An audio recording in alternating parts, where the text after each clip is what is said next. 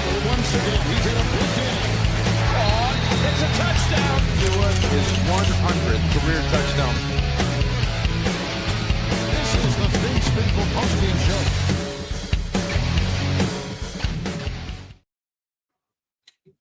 What's up, guys? You see Monday Night Football, brutal Monday Night Football reality check. You see the score. Game just ended, 28-15. Oh, we got a surprise. Wasn't expecting our guy, Jason Sarney. Let me pull him up here. Jason, he got to get it out. Jason. He got to get it out. Jason, welcome. What up, fellas? What up, everybody? You managed to come in off the IR and come in and pitch it here on this brutal. I'm from my own version of the locker room right now, so I'm off camera. Okay. You're doing a little lo-fi. All right. I want to because and I'll let you guys give your thoughts on this game. But, you know, Jason, I said all week, this game was going to come down to two things.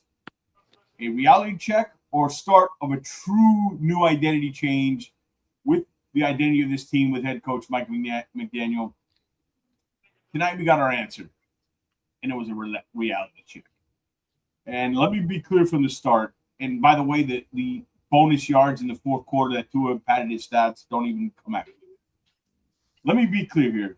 Tua is not alone in this problem, all right? But when the innovation gets stopped, when the motion, the misdirection no longer work, football always comes down to one thing, the quarterback. And when you put the ball in the hands of your $50 million quarterback, he's supposed to elevate the team, not really expose it. And I said this in the show, Jason, you know, and you had your comments this week, but we said months ago, and I took heat for it. I was called negative, but if a quarterback, 27 years old, in the prime of his career, is unwilling or unable to stand in the pocket, take contact on third and short, or slide a yard short of the sticks because he's clearly uncomfortable, injury, for whatever reason, then he shouldn't be playing the quarterback position. And tonight, it wasn't better, it was worse. He didn't look like the younger quarterback. He looked like the aging quarterback, not Aaron Rodgers. This wasn't bad luck. This is not a slump. This was a dose of reality. And again, it's bigger than one player. Tua is not alone in this. The coaching questions remain. You know, you have a $50 million quarterback who's unplayable, and we have the same unanswered head coach who's repeating the same mistakes in year 4, and a general manager we don't even know who he is and what his future is. I say this, and I'll end it here. I'll end my rant here and let you guys get in, but we always have innovation, and after a year and a half, we innovate something new, and it leads us to this kind of pockets of hopium. Like I told you saw the structure the wind gust blew of the hopium, and the base was hit. Innovation got exposed, the excuses run out, and the $50 million quarterback got checkmate, man. That's how I see tonight. I'll lead to you boys, whatever one of you guys want to lead off. Sarney, you want to go first? You know what? I will, and I'll say that a 42-year-old quarterback outplayed a 27-year-old quarterback, and just yesterday we saw a 44-year-old quarterback who a week ago was eating potato chips watching football. Really put together a very good losing performance, but it was a very good performance for a guy who was eating potato chips on a couch watching football a couple of weeks ago. And for anybody, I'm sure most of you understand that reference. You look at Aaron Rodgers as a California guy, goes to school in California, owns cold weather football. We're watching a quarterback in Tua Tagovailoa who once again elected to slide 3 feet before a first down marker. And Armando Salguero said it perfectly. For anyone who saw our interview with Armando, this is the time to take risks. And you know what would have been nice? You dive. You dive, and you put that ball forward. That wasn't the play that lost the game. Yeah. Obviously, this is not a lone problem with just Tua. I want to make that clear. 27 third-quarter points by the Miami Dolphins is tied for lowest in the league. And that's a third-quarter, second-half adjustment that they have failed to make all throughout the tenure of Mike McDaniel. That is a coaching problem. 12 men on the field is a coaching problem. Not having a hurry-up offense down 3 possessions in the fourth quarter, taking your sweet time, is a coaching problem. And then let's get started on the residual roster build problem. We've said it, George. You've called it the merry-go-round of mediocrity. You've called it that 3-headed monster. I am saying right now, and I'm adamant about this right now, new GM, new head coach, new quarterback, because the run it back, it simply turns into let's run backwards. And we can't do that. So that's my 2 cents. And you know what? Not that it was going to make a difference, but curiosity, I don't know if he was hurt. Jalen Waddle on the sidelines at the last drive, not even trying to, I don't know what that was all about. And the garbage time touchdowns or the plays don't really mean much to me. I mean, you get outplayed from the second that they come out of the locker room. Pittsburgh Steelers go 5 straight runs, and then they decide to pass, and that's a touchdown. Because what did they do? They committed to the run, and then everyone thought they were going to run again. Boom. Marquez Valdez-Scantling, wide open touchdown. And Mike Tomlin proved why he's a better coach. A better coach. And this team is in trouble. And again, I'm going to let Sammy get in here and Adrian, but the halftime adjustments, I mean, the defense played, I mean, they came out. I've never seen a defense hit like this defense hit the goal. It was incredible. But it's almost like they came out, and again, they made adjustments, not just on the offense. The other team makes adjustments at halftime. They came shooting out the gate. And, I almost think the defense looked at their quarterback and say, there's no way in hell we're winning this fucking game. I mean, just no way. Like, it just, the bottom went out. It feels like 8 degrees. It's getting colder. The Steelers had over 100 yards rushing in the second half. They're a horrible running team. That, to me, I know it looks bad on the defense in the second half, but I think they looked at each other and said, "This guy, we got no shot." Sammy, go ahead. It's basically a repeat of the Ravens game, right? They hang in there for the first half. They playing kind of okay. They go into the locker room and it's like, oh, screw it, we're out of here. The defense basically, they play so awesome. They play great. They play hard. They kept the Dolphins in the game, but during the second half, it was like, it was too much. It's a team that, is being carried by the defense so many times during that 4-game streak that they say, yeah, screw it, we're out of here. So we said so many times before, I said it here, I said on Fins TV, I said it with Bobby, that we need to see this team do things that they have not done in previous years to say they're different. This was the task today, and basically they didn't. To play bad in cold weather, he could not pass the football. They could not run the ball efficiently when the play calling was bad, and and they could not stop the run when it matters. So they failed. No. So what I said in the pregame show with Bobby, the 4-game streak doesn't matter anymore. That's erased forever. The Dolphins won 4 games. Hi, Frank. The Dolphins won 4 games, but by now it doesn't matter. It's over. So Frank, good. Frank, I'm gonna let Frank talk because Frank just waits for me to start talking to make the appearance. I'm waiting for Frank. Frank, I said at the top of the show, this is a reality check game. Your $50 million quarterback got checkmated. Here we are, the pockets of hopium. Frank, your thoughts on this? Shouldn't be so surprising game, I think. As the Dolphins lose all the narratives again slide on the other way. Your thoughts, Frank? Well, let's put it this way. Except for the win against the Bills, which I still don't know how the hell that happened. Yeah.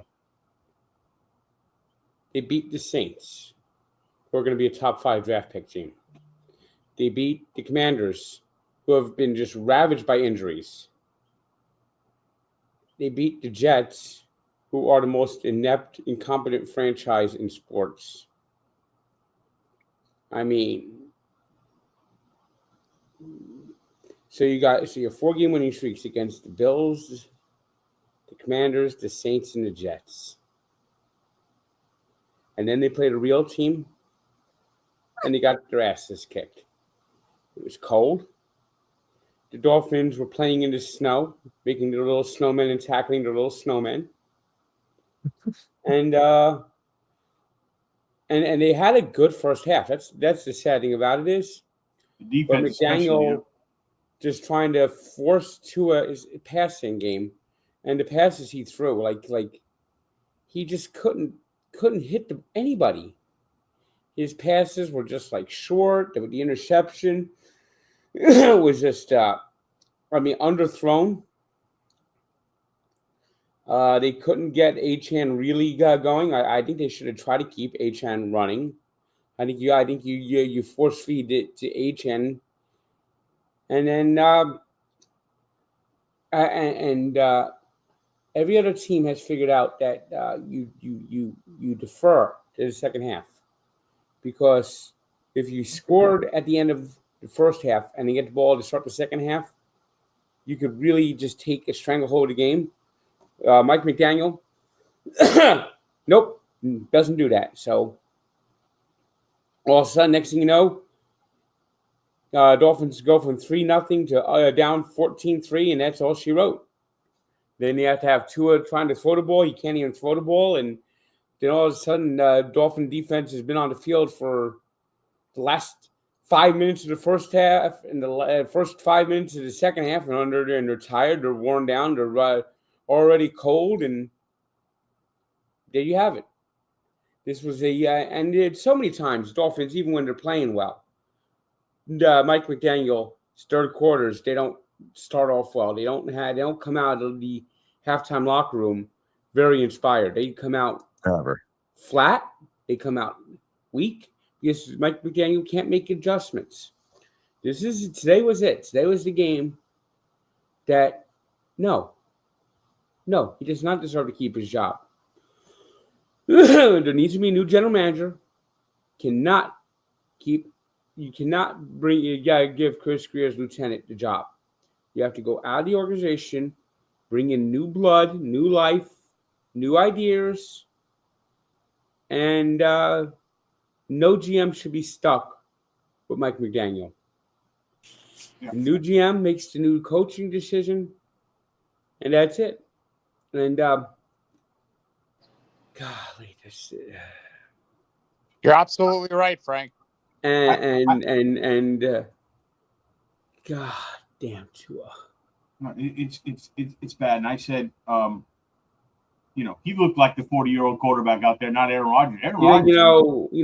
Tua when he was drafted had the hip injury.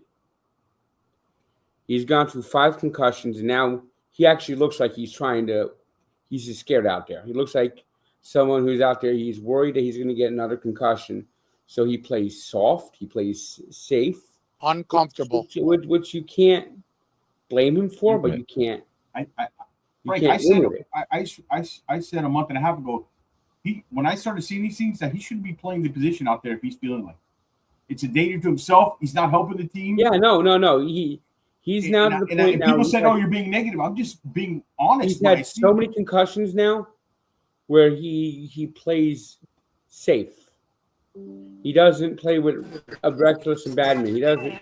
He's cognizant that if he could get another concussion, it could be bad. Oh, He also had that hip injury last year. Trouble connecting. So the hip is hurt. He's done. And his contract is so bad they can't even cut him. But a billion people here. 64,000. They need to do something with the quarterback situation. we got Lou and Ash live from Pittsburgh, Frank. They're live. How was it, guys? You're breaking up. We can barely hear you, but boy, not fun, huh? Not everybody can hear us. The connections. A lot of people here. It's a very well attended game. Cold, not Kansas City cold, but it's cold. There's a good number of Dolphins fans here. We're in line to take the train over back to the hotel. Public transportation's way better here than in Miami. Wow. Quickly, I don't want to keep you guys too long. I know it's cold out there. Your thoughts on your thoughts? Move closer to your router if you're on Wi-Fi. No, I don't know. Lou, what was Tua that bad in person, Lou? I'm gonna have you up in 4 hours. I think they 4 hours. Luke, can you hear us? Let me go ahead, Frank. Finish your thought while we get them connected. It's just you cannot be a serious contender as long as Tua is your quarterback. He might have had a potential, but that ship has sailed. He's broken down. He's got the concussions. He's got the hip. And he doesn't have a great arm. He doesn't have a strength arm. He doesn't have a powerful arm, and he doesn't have the accuracy. Yeah. No, so it's puzzling. It's puzzling because it's all. I think Adrian. I'll let you get your moment here. I know you haven't talked. Yeah, but I think you're looking at a guy who's fallen off a cliff. Looks nothing like even the 23, 24, and it's physical. It's physical, and I think last year. Remember, he had the concussions and the hip. Right. I think the hip. At the end, the hip injury he had in college. I think it's deteriorating, and he doesn't have much strength. We've been saying that all year, Frank. It's a degenerative injury. You got 6 years max until you really start seeing an effect of a hip injury. You've seen it even with like Bo Jackson. That's what ended his career, was a hip injury. And that's one of the greatest athletes who have ever lived. Yeah, I truly think the hip. And remember he missed the last a couple of games last year with the hip. So there you have it. It's not, and Frank, you know baseball too. It's not just an arm for a pitcher or a quarterback. It's your core, it's your hips, it's your legs, it's your whole body on how you put that power or at least zip on any type of a throw. And we're seeing a physically regressed quarterback on that interception. Scared. Did you see the way he was throwing off his back foot? It comes from throwing, comes from your power, your core, your leg. They won last week. They won a game the game they won last week in the Meadowlands against the Jets. And I saw 4 passes that legitimately could have been pick sixes, but the Jets are so inept that they couldn't do it. No. No. He had a couple he could have thrown tonight. I mean, he leads the league in interceptions now. I think, Adrian, your thoughts on the game? He had 15 interceptions, and he could probably have many more because a couple of them are dropped. Yeah. Like the Jets dropped 3 interceptions. He should have at least had 20 by now. And not just this game, all the games. But I think it's the hit. Yeah, go ahead. John Gruden pointed out on your Barstool, I believe, Frank, that Tua has at least 23 going into this game turnover-worthy throws. Hmm. Yeah, and accuracy was supposed to be his superpower, his strong point. What happened to the stuff in the middle of the field? And his uncomfortability, like he can throw a ball, he's waiting, takes the sack. He's like, it's almost sad to watch the regression. It's got to be. Oh, yeah. And he has no mobility. I mean, it really looks like his legs are in cement. Yeah. I think that his time when he came out, you mentioned it, Frank. They said 6 to 8 years. We're in year 6 now, right? Or 7 with Tua. When you have something like that, usually it falls off a cliff. So some players, I truly believe, and I know that they can't do anything with the contract next year. Yeah, but that doesn't mean he has to start. Bring in somebody and put I'm willing. If you're going to clean house, Jason, the 3-headed monster there, and this is a decision I knew. I said you have to clean all 3 out. I think this game right here was the game Mike McDaniel needed to win to really cement his chance to stay. So if you're not a fan, you're right. That ship has sailed. Yeah, it has sailed. But I think if he won this game, I think there'll be more momentum to keep him because Mr. Ross likes the guy for whatever reason, and he wants to keep him. After this loss, I think this was the game where he had. This was his last chance. Yes, because any fan who watches this team right now and doesn't realize the merry-go-round of black hole we sit in every year, we do everything worse to it. We pockets of opium. We won 4-5 games. 4 games in a row, 5 out of 6. We got this. We're 6-8. You know what we're going to be picking this year? And it's not about the draft spot. Because if you have the right GM, you can pick any player at any point in the draft. It's where you are. They're going to be picking 13th again. How many times are we going to go to spin the wheel and it ends on the same thing? There's no way. After this game, and for me, it was after the start of the season, you have to change all 3. The quarterback, the head coach, the general manager. Yeah. Clearly. Well, the GM's gone. So now it's up to the coach and the Tua. And it's I like Tua. I wanted Tua to be successful, but it just didn't work out. Adrian, go ahead. Your thoughts, man. I mean, crap game. I mean, the way the defense was playing, I thought we had some type of chance. And the offense just never really got going. But you know what? They needed to have the lead at halftime. They needed to have. That's why he didn't defer. He took the ball because he thought they were going to go and score, but then they didn't do anything. No, you can't. And to not defer is ridiculous, especially when the weather's like this. Because the key to winning in cold weather is win the field position game. And you win the field position game by starting on defense. Shout out to everybody in the chat here, man. We got a lively chat. I know it's late with us. Thank you, guys. We got All right, I'm going to – Are you going to head out, Frank? Yeah. All right, we'll talk later, man. Hopefully we see you next week. All right, Frank. Thank you, man. All right, have a good night. So, guys, I thought we won the position game. All good, Jason. I'll let you go, but I'm going to say goodnight to everyone. I'm on my phone. I'm on like 2%. Okay. Listen, real quick, the season's not over. We're going to be back and finish the season up. Of course. But I just want to take the opportunity to thank everybody who has been watching with us, who's watching now, who's been loyal to the Fins faithful.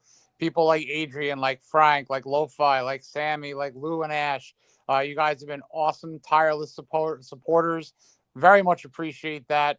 And hopefully there will be, greener pastures ahead. But I do think we're going to need some more people, new people mowing the lawn. Yes. And so mow the lawn. We need new lawn service. Get them out. A good night. Happy, healthy holiday season. Holidays. We will be back on Wednesday. Happy Hanukkah, Jason. Everything. I hope everything's going well and your kids are happy and everything's good in the family there. And a happy Hanukkah to everyone who is celebrating. Yeah. All right, Jason. Thanks, Take buddy. care, everybody. All right. That's our own Jason Sonny with us. All right, Adrian. So, and here's the other thing. We could talk about the defense, but Adrian, when you look at this game, right? And I know you had your mind. You kind of been a supporter of Tua a little bit. No, or am I wrong? Like, no, or McDaniel, or no. I feel like I argued with you a few times on something like that, but nah, I just talk shit. I'd be very sarcastic, but I want everybody gone. Yeah. I said that way before the season. I said this team, I wanted them to go 0-17 just so they can get everybody out of here. But yeah, man. I mean, I'm always gonna support the Dolphins, obviously, but I've been done with Tua for a while now, and I mean, every game this season it gets worse and worse and worse. I fucking hate this guy. Yeah. Not literally, but as a quarterback of the Miami Dolphins. Yeah. As the quarterback of the Miami Dolphins. But he just he don't have it, bro. He don't have it. He's not a franchise QB. I didn't like the draft when we drafted him. And then Mike McDaniel, man, he just hasn't put it together. And it's the same thing, man. Let's get Lou in here because Lou, can you hear me? Yeah, we can hear you. Sorry, it's okay, man. I appreciate you doing. We're trying to get the train right now. I don't know if you see the stadium in the background there. Oh, nice. Yeah. Yeah. Super cold, super disappointing. Are we officially eliminated? Are we officially eliminated? Yes. Officially. Okay. Well, yeah, I guess we were here to see the end of it, but it wasn't Kansas City cold. It was cold, but not Kansas City cold. Not Kansas City cold. It was. But it was so much colder in Kansas City. Like, honestly, is it bearable out there for you? Or, I mean, I saw pregame. You guys Ash had a great video of all the clothes she put on, the layers, and you too, Lou. How cold really was it? It was cold, man. I'm not gonna lie to you. Like I said, like Ash said, Kansas City was cold, but this was up there as well. And just unfortunately, team waited too little, too late to the end there, and couldn't get things going. Once we had a chance to put some points on the board, running the play clock down to the end, just very frustrating. Yeah. And I said when they stopped your intervention, they clearly had a plan to stop the running game. Those blitzes, and you put the ball in the quarterback's hands. I mean, that first 3 quarters Tua Tagovailoa was just awful. I mean, how bad was it in person? Yeah, no, the interception again, and then you see Ramsey with a big sack. You saw John O. Smith score a touchdown. Just rubbing it in at that point. So tough way to go out, and just need to regroup because this group isn't enough to get the job done. Yeah. I don't know. I want to show you guys really quick. You saw the stadium. Look how packed these trains are right now. Wow. Trying to get in. Ooh. Wow. People try to escape the cold and get into these trains, which we're trying to do right now. So I may lose you guys, but That's hey, you right, guys man. are the best post game in the biz. Keep it up, and no matter what, fins up always. All right, brother. We'll let you go. Yes, You guys try to get guys. warm. All right, take care. Thanks, Ash. Thanks, Lou. Get safe travels back. All right. That's man. They're troopers, man. It looked cold. Yeah. Did you? What's up, Lo-Fi? Did you guys see? It's funny. The Dolphins, like A-Chain in the pregame. Yo, those boys were cold. They were trying to fight it. You could see in their face. They're like, yeah, "This is real, man." You know what I mean? Yeah, that's why I always start with an asterisk. Dolphins haven't fared well in cold weather games throughout history, going back to the 90s. So imagining us going up to play a must-win game against another team when that's in a must-win situation like the Steelers, who's coach has a very physical team, and think we're going to go up there and out-physical them in the cold in Pittsburgh was a tall order to try and serve up a win for the Dolphins. It was kind of went as expected. The more physical team is what was going to win this game, and the more physical team showed up and did what it took to clean out the Dolphins. Unfortunately, I think we're very scheme. Our whole run game scheme based. Our offensive linemen didn't wake up one day and all of a sudden became Pro Bowl offensive linemen. Steelers, such a well coached team. If anybody had a way to put an X on our O, it was going to be someone like Tomlin and the Steelers be able to disrupt our offense. And just like when we saw December football with Tua, all of a sudden your scheme doesn't work anymore because now they're showing you the counter to your scheme. And then NFL takes notes.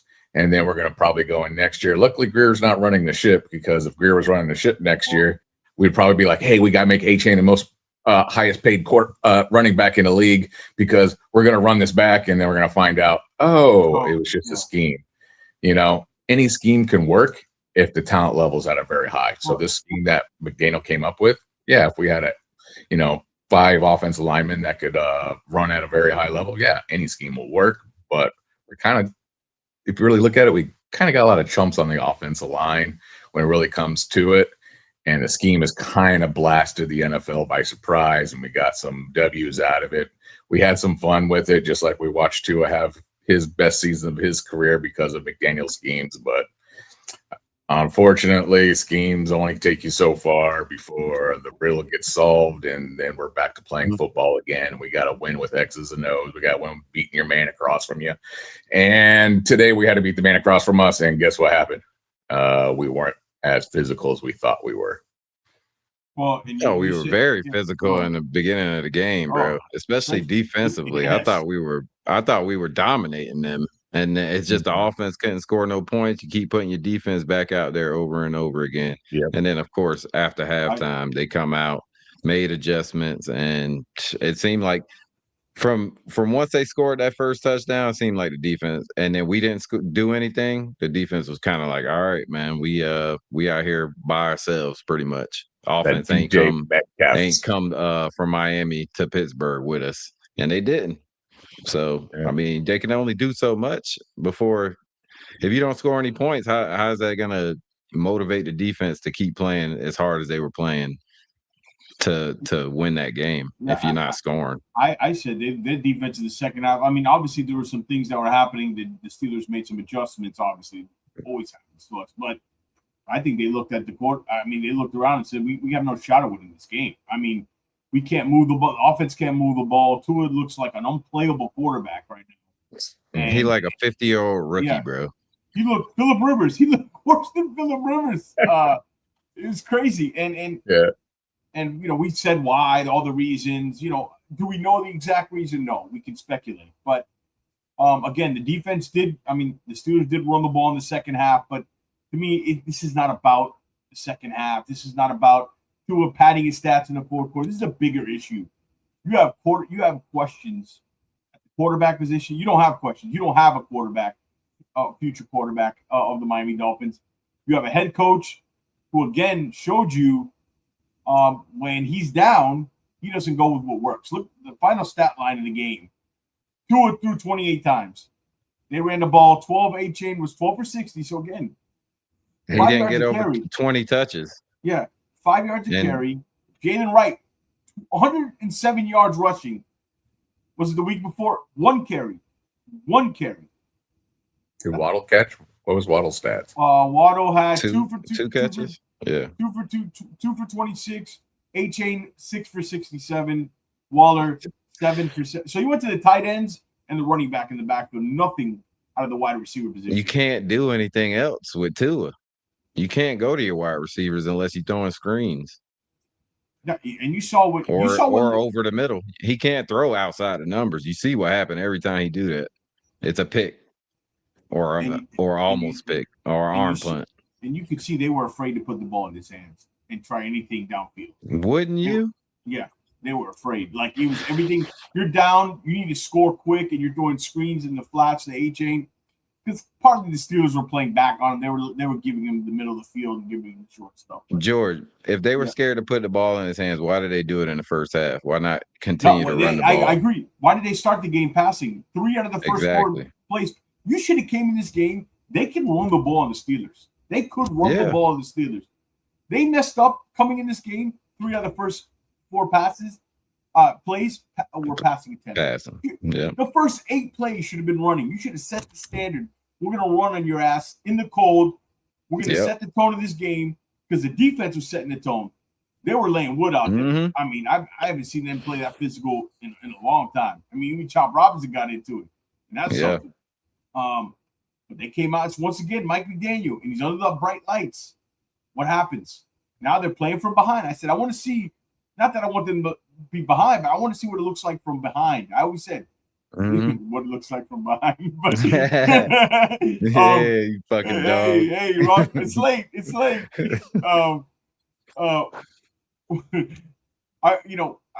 It's easy to run the ball when you have the lead. What happens when you're down? Lo-Fi, we talk about it all the time. Lo-Fi, your thoughts in the game, in the game plan of McDaniel, and kind of any other thoughts you have. You haven't talked much here. I mean, he gets cute. I mean, that's why he's throwing early on. I mean, he's like, he knows they're coming to make it one-dimensional, put it into his hands. He knows he's smart enough to know what the Steelers are going to try and take away. So he's like, I got you. I'm going to throw it. We had 2 up here 2 days early, throwing in the cold. He's gonna make some big passes for us, and we're gonna catch the Steelers. We're gonna get a quick score out of it, and just kind of once you get behind, he can't. At some point, you do have to start throwing, and unfortunately, Tua is the one throwing the ball, so we're not coming back with that. Did anybody like the lack of urgency in fourth quarter with 11 minutes to go? Did you hear the commentator? Down. Killing Mike. Yeah. Oh yeah. Rightfully so. Yeah, rightfully so. It was like they had no timeouts left, and they were taking the still huddling. Still huddling. Down 28? Still taking the play clock down to 6-7 seconds. It's like, what the hell are we doing? It's the same thing over and over again, and people get fooled with the pockets of opium. Stop. Stop. They just come up with things 10 games too late. and it lasts for 6, and then we get on a run, we bring everybody back, and guess what's going to happen next year? The same thing. And we're going to be sitting here at 2-6 and win 5 in a row. But at the end of the day, the needle's going to point to 9. Middle. Merry-go-round of mediocrity. That's all this team has been doing for 20 years. The GM has been mediocre. The quarterback's been mediocre. The coach has been suck. It would be better. Yeah. Suck. It would be better. I'm sorry. Yeah. I was against cutting Tua because of the cap. I'm all in on that shit. You know that. I don't even fucking care no more. more. Eat that money. Eat it. Yep. Eat it now, bro. Eat it. Let's go. When you got Big E and all these media people saying it's time to move on from Tua. It's time to move on from Tua. Like when Big E says it's everybody's done. It's over. Yeah. Everybody's done with this guy, bro. But I've been done with him. Me too. Yeah. This is not a surprise to me. None of this is a surprise to me. They came in this game. If things have changed, you would have found out in this game. If there was a true change in philosophy and identity change. But Lo-Fi, you made a good point. It's innovation stuff they come up with, the wildcat kind of stuff. It's great with the big damn with Brunskill in the backfield, all different misdirection formations. But the bottom line is the overall talent level on this team is not good enough. It's mediocre. Again, you're going to hear that word a lot. Mediocre. That's what the talent on this roster is. That's how this organization's run. They're not bad. They don't do anything horrible. They don't do anything great. They're just okay at everything. They've been okay drafters. They've been okay in free agency. And the record's just okay. You in sports, and it's not about because you want this team to tank and you want this team to lose. In sports, you cannot be in the middle. You know who's going through that right now? Right behind you, the Miami Heat. They're starting to be like the Miami Dolphins. 7th and 8-9 seed in the play-in over and over again. And it's a better run organization. But that's why they got a cute team. It's a nice team, but you ain't winning with those guys. And that's that's what the Dolphins are sitting at here. They need a complete restructure and complete blow up. And honestly, it's not a bad thing they lost this game, if I'm being completely honest. Because let me tell you, if they would have won this game 21-17 and fooled some people, this wouldn't have been fixed coming in next year, because this organization has a whole offseason to figure out a game plan, and it's usually the wrong one. And then by game 8, they realize it instead of by game 2, or instead of implementing the right game plan in the offseason to start the season hot and to start, hell, 4-4. If you're 4-4 in the first 8, you got a chance. So I don't know. Lo-Fi. So here's one funny thing that I think it was 3 games ago. Are we going to produce a 1,000 yard wide receiver? We're still only a few games away. We still haven't hit 1K. I mean, all we have to do is travel. I think when someone blew it up, said I think we had 280 yards to go over 2 games ago. I think what were we, like 3 or 4 games in? I think he's like at 800 something yards. Yeah. We got 1 home game left to put some yards in Waddle's hand. Is Tua gonna not produce a 1,000 yard wide receiver once again? 2 home games. We got 1 guy to throw to. Waddle. Well, part of it is Reek. The gravity Reek pulled. I mean, that's part of it too. You're seeing, all the high profile tool we saw with Tyreek Hill. Like, let's not let that, as much as you like Tyreek or you don't like Tyreek's personality. Yeah, the guy drew attention. Tyreek. The guy drew attention. He's 1-on-1. He's an alien, right? Like, those guys don't walk around that kind of ability that he has. He's a freak of nature. And you're seeing what it's like when you just have one really good receiver and a bunch of nobodies. Your quarterback's got to elevate the play of your team a little bit, and we don't have that guy. And we ran the ball at an unreal rate against some bad teams, right? Yep. Against some bad teams. And it's easy to play with the lead. And Tua still wasn't good in those games. I'll be honest, that Saints game, Chris Olave catches that ball in the end zone. And we lose that game. Tyler Shug outplayed him. Yeah. A rookie. So it clearly this game, I think, has to open some eyes here. Organizationally, I think the defense is even playing over their head. Jordan Brooks is playing phenomenal football. Minka Fitzpatrick playing well. The defense has gotten better, but even they're playing over the head. What the hell happened? Why did they? Why is the defense the worst in rushing defense in the league? And then all of a sudden, the last 4 games they're like in the top 10. Like what? Why does that keep happening? Like people got to ask that question. Why does this keep happening? Why are we starting everything we do? Why is it so dramatic? Why is there no? Why is everything either really good or really bad? Why? Those questions got to be answered, and it has to be answered by getting rid of the head coach, the general manager, and the quarterback. I don't care how much money he's making, or else we're going to be sitting here doing this again. Because he's unplayable right now. Inconsistency at every level too, man. That's why it's such a stark contrast from good and bad, because it's just so inconsistent. Like you don't know what type of team you want to build from the GM, so you're drafting these type of players this year, then these type of players the next year, then getting these type of players. The coaching don't know what you want to do, if you want to be pass happy or you want to run. So and then the quarterback play has always been iffy. So I mean, you're getting that pretty much every single season, bro. You're gonna be either really good or really bad at moments. Yeah, I think I was telling this to George. We're pretty much a team full of specialists. So imagine we every time we bring people on the field, we're tipping our hat off because everybody's a specialist. I mean, who's our 3-down running back? A-Chain, you kind of have to manage his touches because he's 5'9", 190 pounds. He's not a 3-down back. Who's your complete tight end? But when you give him 20 plus, we win. When you give him 20 plus touches, we win.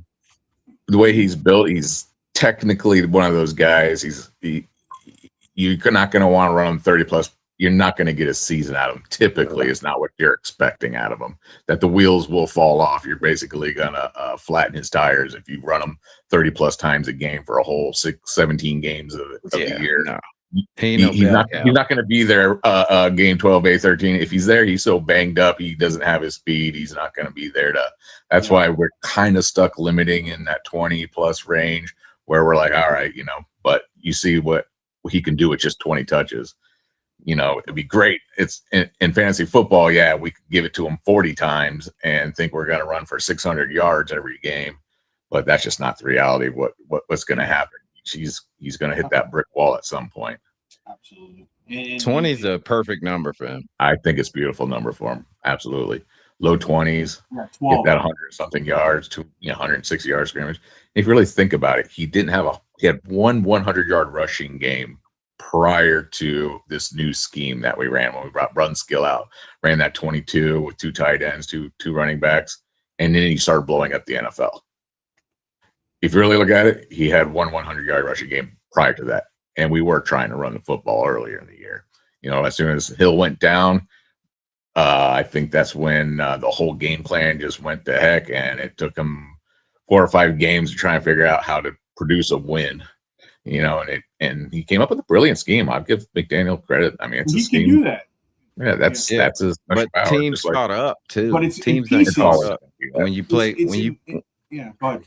When you play a good team like the Steelers, good coaching, they're gonna figure that out. So you have to. There's no adjustment, because then, like, what did he do, bro? He stopped. First of all, he came out with the passing, and then the running game was actually working. We were getting some pretty good runs, and A-Chan almost broke one out if it wasn't for the guy, Alec Ingold, like not covering the guy completely. If he would have covered that guy completely and he don't get his hand up, that's probably a touchdown, and we go up 7-0. So it's just teams are adjusting to that new scheme, new philosophy that Mike McDaniel has, and he's gonna have to adjust too. He's gonna have to counterpunch to that. So I don't know, bro. I'm fucking done with them all, bro. It's just I'm ready. I'm telling you, bro. Get 2 off my team ASAP, though. Like as soon as possible. Fire his ass tonight, bro. Cut him tonight, bro. Think about the situation we put ourselves in. Our whole defense is almost on a 1-year contract. We got two cornerbacks doing some good things for us now. Are we going to overpay them and they're going to play like crap next year, like typically happens to the Dolphins? Yeah, we probably will. I don't know. New GM. We'll see. Shout out to Jordan in the chat. Lou says also wanted to say McDaniel should be fired after the finale. Yeah, I agree. I think this game sealed it. Yeah. If we come back, Jordan says we'll win one more. We're gonna beat the Bengals. They can score. I mean, who cares if we win one more? To me, decisions been made. It's over. To me, I think we got should be 2 made. home games left. Yeah, we have 2 more. Bengals, Bucks. We are pretty tough at home. No, we got 3 games. No, I think we finish off at 2 home Patriots. games. Oh, 2 home games. Yeah. Yeah, I think we Bengals, finish off Bucks, play and then we finish. Yeah, in New England. at home. I always we're pretty tough at home, so I give us a shot whenever playing at home. Like we played the Steelers at home, I would have had a little bit more optimism. Maybe that 21-17 scenario you had out I would say okay, feasible. Yeah. But we're going to the Steelers, so what happened was pretty much what I would expect to happen. Now with Cincinnati at home, I don't think I think that's going to be a tight game. That could be one we could win. But we could go. I think they're going to run it up on us, bro. They can score. Listen, like Jason said, we're going to cover this team as hard. We don't quit. Just like they don't quit, we don't quit. We're going to cover this team as hard to the end because all this matters. Like I always say, everything matters. Everything is on a resume. Everything matters at the end of the season. Player evaluations. There's guys you want to see. You want to see young players get better. To me, I'm looking at the young players. Savianaya, Grant, Phillips, Trader, Biggers. Let all these guys play. I'm looking at their development. How good is this rookie class? Do we have a solid foundation for hopefully the next GM to come in? Because it's a weird year at the quarterback. Like, what are they going to do? The quarterback. So George Adrian, is a clue that we haven't signed some of these guys that are on 1-year contracts a clue that things are changing? Because we didn't lock up Rasul Douglas. We didn't lock up Jack Jones. We didn't give any of these guys any kind of contracts. We're not handing out anything. Is that a sign of things to come? Could be waiting for the new GM to come in and do his evaluations and make his decisions. So could be. I think it could be. I think it's smart not to sign anybody right now because you don't know who's going to be in charge, right? You don't know until you get the guys in the front of you in the seat. Is Chip Kelly? Is Champ Kelly the best guy we can get? It depends, because to me, if you move off Mike and you give somebody, hey, you decide what you want to do with Tua. You want him gone, and you want to, take the dead money now, or figure out see if you can trade whatever. Go ahead. Problem is too the quarterback draft. The quarterback class in this 26 draft is very thin. It gets thinner by the day. You can and you're not going to be in position to get, whatever you think of Mendoza or the kid out of Oregon, Dante Moore. Probably not going to be in position to get one of those guys. So you're looking at, a second, third round quarterback. I always say draft one every year. You want to take one in the middle rounds again, or in the second round or third round.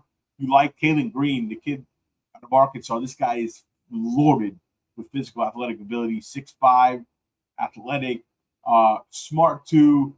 I think if he played at a bigger school, he'd be more talked about. I'm starting Ewers the rest of the season just to see what we got. Let's talk about that. We're already done. What's the hook on Tua now? What do you think McDaniel? Forget about what we would do. We know what we would do. How short do you think McDaniel's hook is on Tua? Because he's in love with him, bro. He's gonna keep playing him. He's gonna play him the rest of the season. It don't matter if we're eliminated or not. We ain't playing for nothing or not. He's in love with Tua. I think he's gonna let him. There's probably an injury clause. He's gonna let him throw it 50 times a game, hoping he's gonna get blasted out of the NFL. There you go. And he won't get blasted. He goes down now.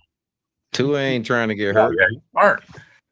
I said he looks like a guy who shouldn't be playing the position right now. Mentally, Armando made a great point. We had Armando Salguero. Shout out Armando. He had a tweet that kind of mentioned a quote he had in our pod when he said it's December. Like, it's 32, you got to go for it. And I said that 2 months ago when it wasn't December. If you can't do that, because mentally, like it's been put in his head, you can't get hurt. You can't get hurt. You can't get concussed. You can't get the hit. You can't do the. You could see he's not mentally in the right place. He's mentally not in the right place, I think, to play the position right now. I think his mind, nothing's lined up right now. And you'll have moments, huh? He's permacussed, bro. I say it all the time. Oh, yes, a Too many permacuss hits to the Tua. head. So I came up with a new Tua name. Oh boy. Hawk Oh, Tua. boy. What is it? How about Hawk Tua? Because that's pretty much how he's playing, right? Hawk Tua. Shout out to everybody who's with us right now. Over 150 people and almost 160 on X and on you combined with YouTube. Guys, come on over to YouTube. Thumbs up. Hit subscribe. We got Adrian who's got to get up really early. We got Lo-Fi. Adrian, whenever you got to go, I can ride it home with Lo-Fi whenever you Yeah, I'm gonna slide in a minute. We can keep going though. Yeah. I'll let you know. You're Don't let this trooper. rock star go. Let Adrian ride. Oh, Adrian's a rock star. Just hang out I'm with riding, him. brother. Hang out with him off camera in person. You'll There see you go. how much There of you a go. rock star my man Adrian is. We'll have a good great time. show. We'll have a good time. Yes. Lo-Fi doesn't live too. Lo-Fi's up there, kind of. You're in Palm Beach, right, Adrian? Yeah. Yeah. I'm so, in West Palm. Yeah. West Palm. So Yeah, not I'm a too Jupiter far. guy. Jupiter. So Okay. all right. What do these last 3 games mean for you, Adrian? Like, what is it? What are you looking for? Is anything going to change your opinion in these last 3 games, or what to you is the most important things you're looking for in these last 3 games? Looking at to see what we have in some of the young guys. Pretty much, that's what I want to see, and that's all I want to see. I don't care about somebody's job or anything like that. I don't care if you got a big contract. Let's just see what we got in the young guys. We're playing for nothing, but we might as well play for the future. You know what I'm saying? So let's go ahead and just Quinn Ewers. Let's put the young receivers out there. I mean, I would if Achane hasn't made, which he probably has, at least All Pro or Pro Bowl by now, I'll shut Achane down too. But I'm pretty much benching everybody and just seeing what I got in the young talent that we, from the past few drafts and just riding it out, brother. Yeah. Let's see what we got. Lo-Fi? I agree. I mean, Hawk Tua there, his brand of football is Hawk Tua. I mean, I don't need to see it anymore. It's just not a brand of football I'm interested in watching. No. As a fan, it's just not fun. It's not enjoyable. A limited quarterback think about it. The ball snapped. If he doesn't get the ball out of his hand, what happens next? It's not football anymore. It's like a horror show, and every once in a while, you run to the next room and you survive, but eventually you're going to get stabbed. And that's watching Tua play after the first one. He's leading you to the wrong room every time, so you're just going to get stabbed. So you might as well see what yours. Just give me a different brand of football behind a quarterback. Let's see what the offense can look like with another brand. Someone that can move around. Like Zach Wilson right now. I would take Zach Wilson right now. I mean, Zach Wilson in this football game would have been a better choice. How do you guys handle the so what do you do? Like, are you just saying Tua, you can come in, but you're not the starter? You're going to hold the clipboard, Alex Smith style? Tua, you lead the league in interceptions. You're playing scared. Sit down. We're going to sit you down. We'll see you next year, buddy. All right. Well, let's see what these young what do you boys do next got. year?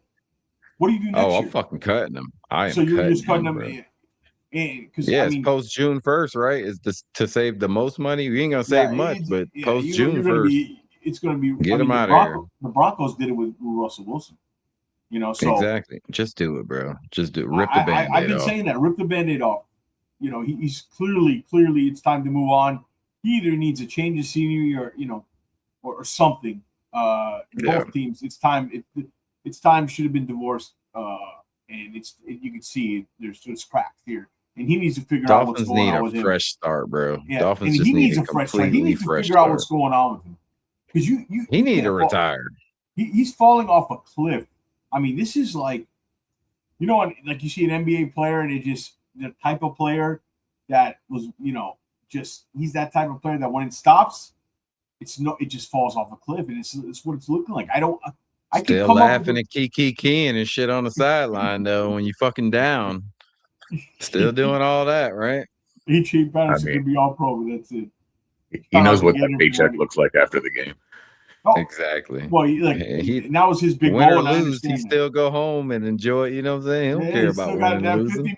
That contract, but now, I think I said it. I would eat the money. I think it's time. I think you have to. I don't know how you can bring him back. He's such a polarizing player.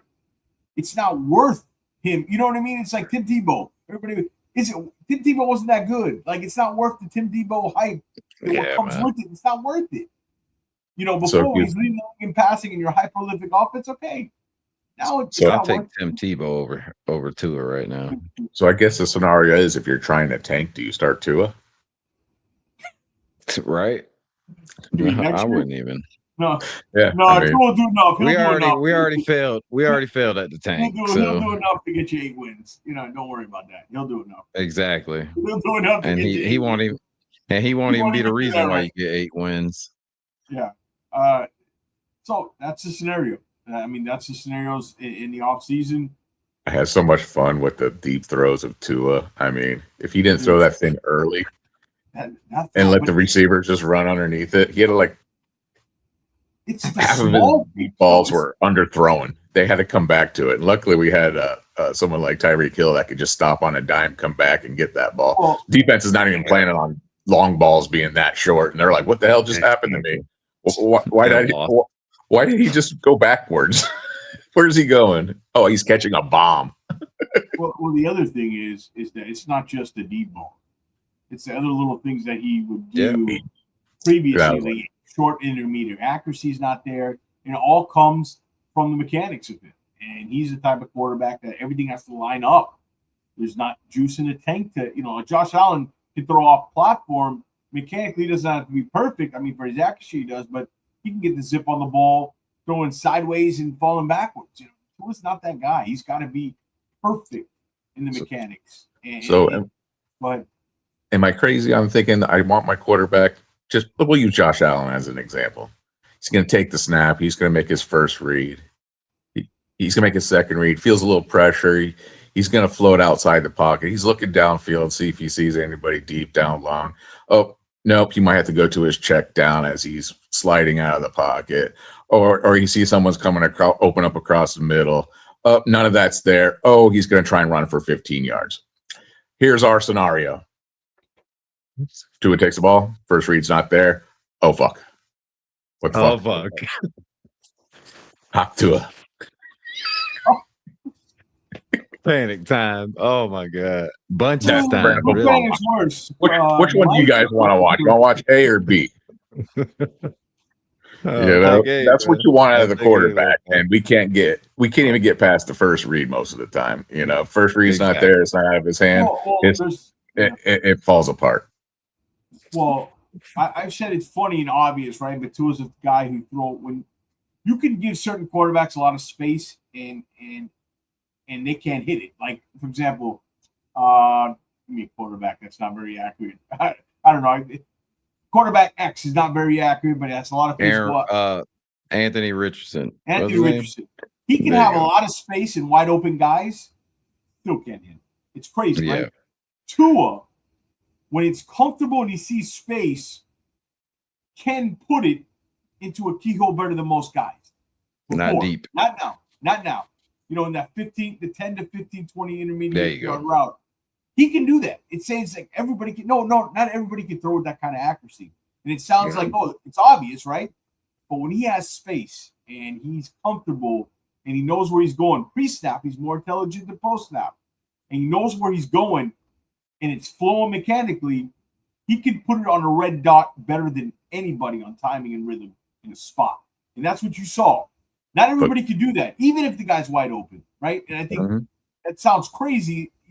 Wide open guys anybody can hit. No, they can't. They can hit them, but it won't be. It'd be like they say. Somebody said it's like a door accuracy, and then there's like window, there's doorknob, and there's keyhole. Yeah, he's a keyhole. You know what I mean. Here's how a window, which is a garage door. Here's how narrow Tua's skill set is. Remember Devontae Parker? Mike Gesicki on our team. So what was Gesicki's big thing? Throw the high ball, he'll jump up and catch it. Tua doesn't know how to throw that. He did that. What was Devontae Parker? Where did Devontae Parker make his money? Toe tapping on the sideline. Haven't seen that, I don't think, yet from Tua in his whole career. Who toe tapped on the sideline?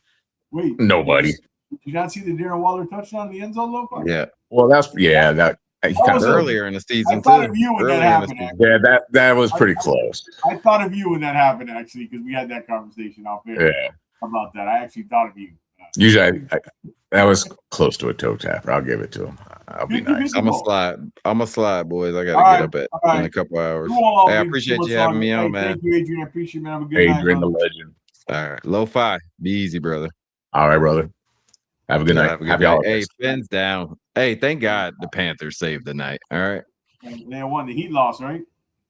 What the Heat lost? The Dolphins lost. Hey, they need that. Panthers won 5-2. You ready to trade Tyler, Khalil, Jaime, and get Giannis here? I'm ready to go. I don't want to trade Khalil though. Yeah, they have to do it to get him. They would have to. I know. Now that Jovic's hurt. Yeah, I saw that. He got hurt bad, huh? It looked like a bad fall. it looked bad. Yeah. All right, brother. I got to come on your show. We got to talk all sports, man. Exactly, man. Let's go. Sign me up one of these next few weeks. All right, Adrian. Thank you, brother. Y'all have a good night. All right, you too, man. Right. Lo-Fi, just me and you here taking it to the end. Lo-Fi, low down with George. So, where do we go from here, Lo-Fi? Talk to me. Is this the end, you think, for Mike McDaniel? You think this is the nail in the coffin, or you think there's still hope for him? I mean, I don't see them bringing back players. They didn't sign any of the guys. I might be hopeful thinking that they're just kind of letting the season play itself out, and it's going to be, an evaluation by Ross, and he's probably going to come to the conclusion, obviously it's money, so he's going to look at, it is how am I going to bring in the ticket sales? How am I going to sell jerseys? There's a whole bunch of things they think about that we just want a winning football team, and they want their money first, and then they want a winning football team. That's probably the order of things. Obviously, winning brings you a lot more money, so they're looking at their money. They spent a lot on Tua. Tua without McDaniels. Does Tua save McDaniels' job? Did McDaniels show enough to save his job? I mean, they have a lot of questions that they got to answer internally. But I would say you're starting to hear more and more people talking about, the fans have been saying this for quite a while, run the ball. Well, we've been saying, let's get rid of McDaniels. Let's get rid of Greer. Let's get rid of that.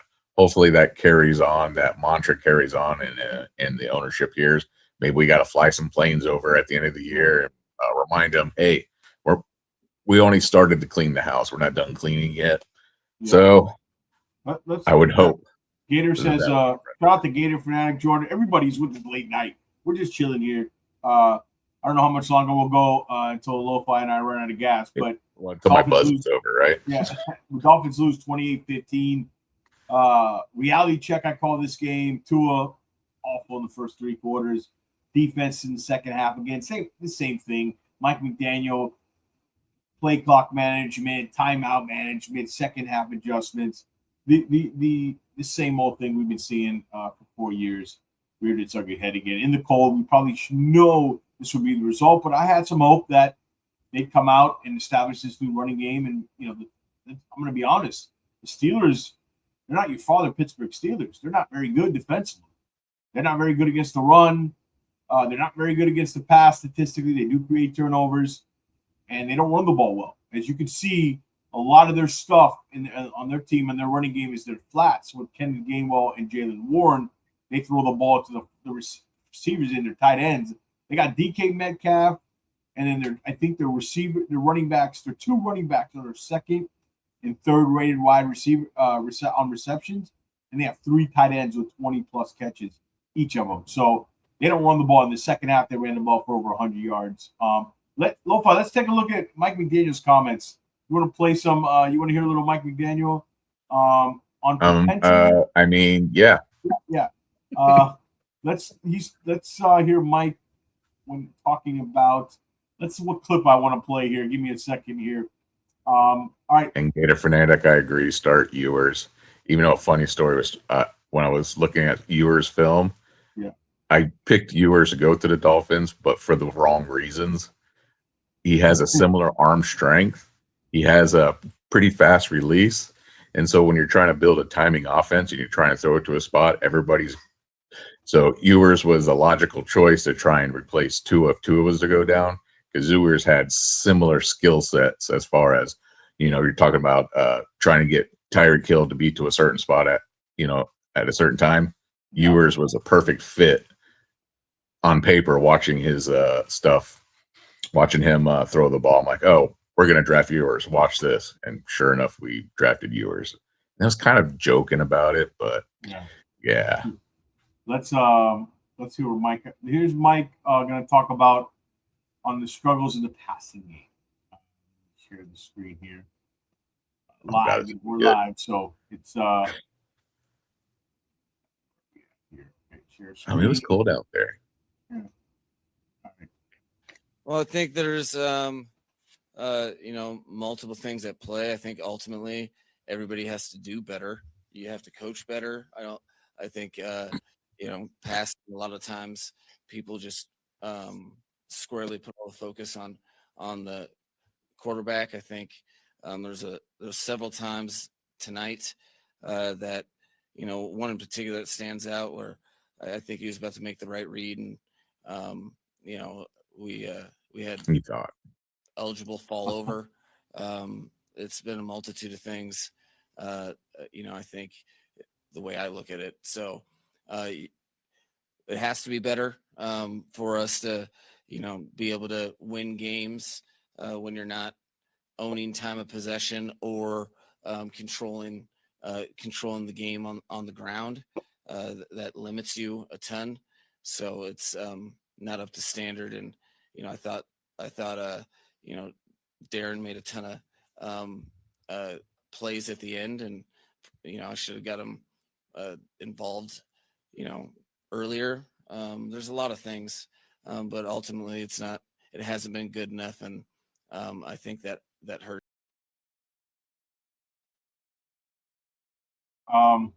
Get us back on the screen here. So that was Mike McDaniel talking about the passing game. Let's hear Mike now talk about. I guess somebody asked a question about possibly benching the quarterback. That should be interesting, right? Fun. Let me see if I can pull that clip up here. A few of them. Shout out to Finn Extra who posted them all. See if I can find it. What did you think of that? While we're doing that, what did you think of Mike's thoughts on the passing game? Sound like a little bit. I love the word. I thought he was going to read the play right. Yeah. I mean, isn't that kind of like where we're at with Tua right now? It's basically. Even he's like, that's kind of, you look at it, even he's like, ugh. All right. Here's another one. Here's on McDaniel on potentially benching Tua Tagovailoa. I guess Tua was asked the question. Share the screen here. And we'll pull that up.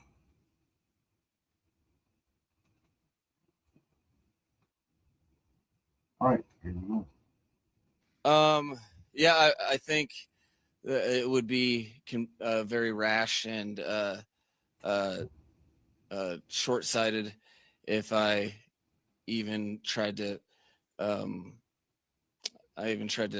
tackle that option. I think I have to look at the tape and I'll move on from there. But realistically, I'm just supremely disappointed that we couldn't come out with a win here. We had high expectations and they fell short. I think. Well, the first word out of his mouth explained it all. Rash. Yeah, he's got a rash. I don't know what I mean, look, what are your thoughts when he said? Nothing you can take out of that, right? I mean, I didn't really hear much of anything he's got. It's a rash. It's too quick, basically saying that no, we're not benching too, right? Basically, is that what you got already? they're paying a lot of money for him to be out there. There's the whole offense. Yeah, they're stuck. I mean, the question is, all right, and the question you got to answer is why did you sign him? You didn't have to, right? Like, why did you? And that was, apparently Mike, apparently Brandon Shore is the one who had second thoughts about it, said it wasn't smart, but why? You didn't have to, especially with a quarterback, with all these questions surrounding him. The fact that they signed him, not just going the fifth-year option, they signed him, because I guarantee you they wouldn't sign that contract if they played off that fifth-year option. Guarantee it. Would not sign that contract. So now they put themselves in this position, and it's a tough position because I said 26 is a weird year, right? Your cap's still going to be problems. There's not a great quarterback draft class. Are you going to eat all that dead money? Who's your GM? Who's the head coach? Like, Lo-Fi, there's a lot. This game, I think, was bigger than people realize because this was a chance. I said reality check or identity change. One of the two are going to happen. I should not have been stupid enough to think that it could have been the latter. But it was a reality check tonight. I think this game cemented a lot of things for a lot of people in the offseason. If you were 80 or 90% there, I think a lot of Dolphin fans are 100% there now. Would you agree? I agree. Yeah, I think you nailed it.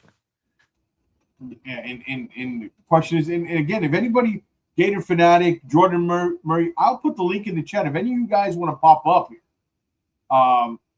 these are what post-game shows are for. We'll let you can come up on here and speak your mind if you want to. I'll throw the link in the chat. And I want to remind everybody, too, we got a book giveaway. Jason Sarney and I, we're giving out 2 books. So make sure you're a subscriber. You like the video, you comment on the video. December 22nd, we're going to announce the winners. We're going to generate some names and pick, out of one of those random generators where subscribers are the most active. And we're going to give book, Armando Salguero's book, and Dave Hyde's book, Still Perfect, the story of the undefeated 72 Dolphins, and Armando's book, 100 Things You Should Do as a Dolphin fan before you die.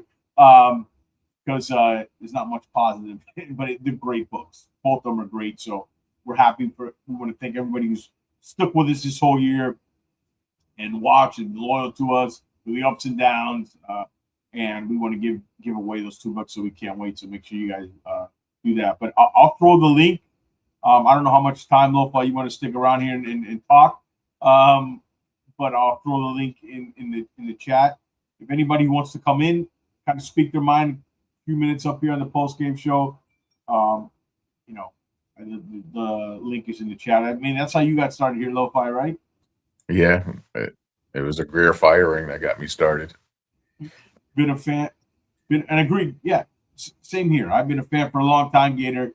I'm not going anywhere either, but if you want change, we can't keep doing the same thing we've been doing for a quarter century here.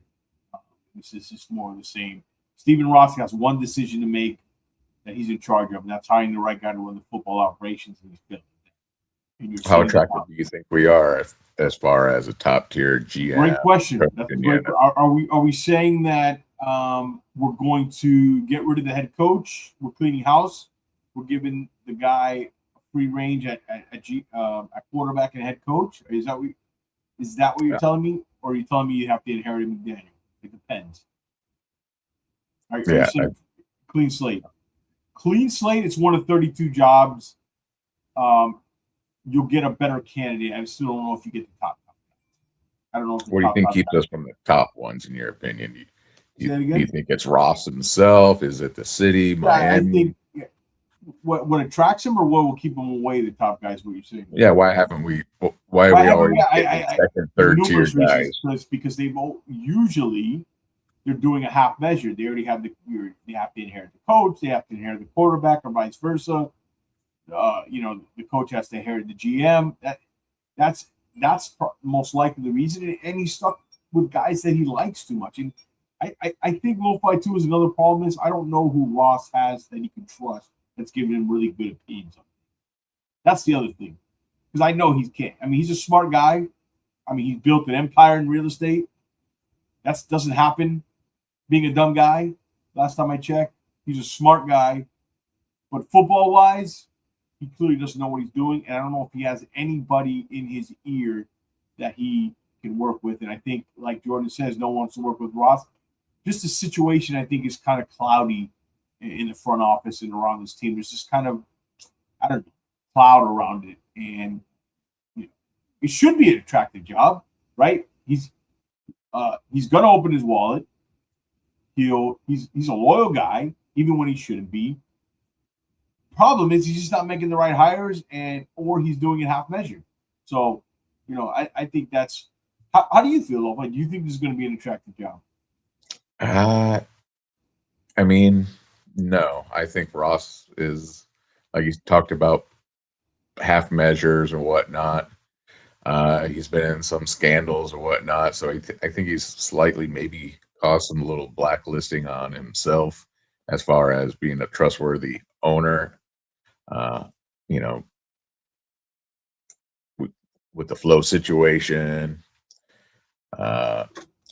Greer and some of the people hold on, like the Tannenbaums and all that. Is there just people in the higher office that just a lot of people don't want to work with?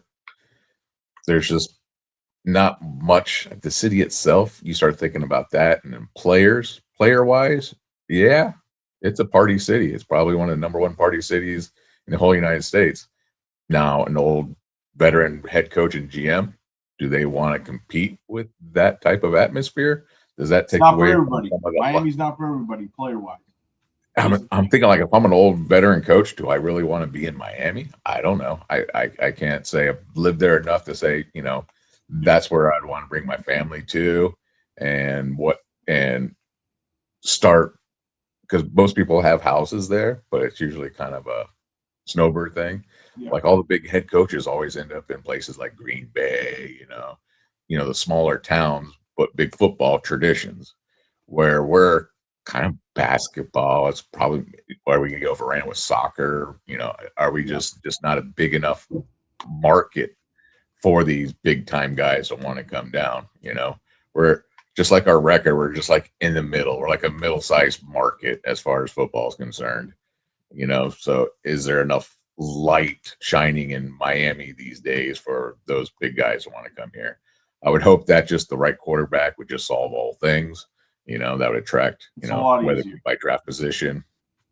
Well, to me, what attracts the top candidate, like a GM or head coach, is especially at the young quarterback in place, or you are in position to get the young quarterback. Let's say you have the first, second, third pick, and it's a deep quarterback class. We have neither. Yeah, and we were kind of in that position, and we still couldn't land a great, top tier coach. Well, you're in that position. But here's my problem. You want to do a rebuild with Brian Flores. Who the hell looks across the room and talks to Brian Flores for 5 minutes and think, yeah, this is the right guy to tank with? Yeah, that's what I'm saying. He's not. He didn't click my box as top tier, and yet he was in a position to take that big step forward. There wasn't that huge GM that came over, but then again, it could have been that half measure. Maybe it's that. There wasn't that big GM. It was Greer. Greer was running the show at that time.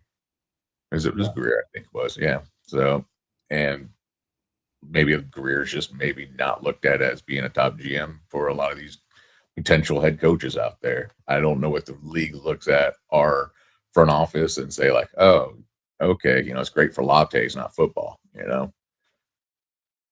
No, I agree. I think the biggest problem that's been here again is in every situation. Look at the Dennis. You remember when they hired Dennis Hickey?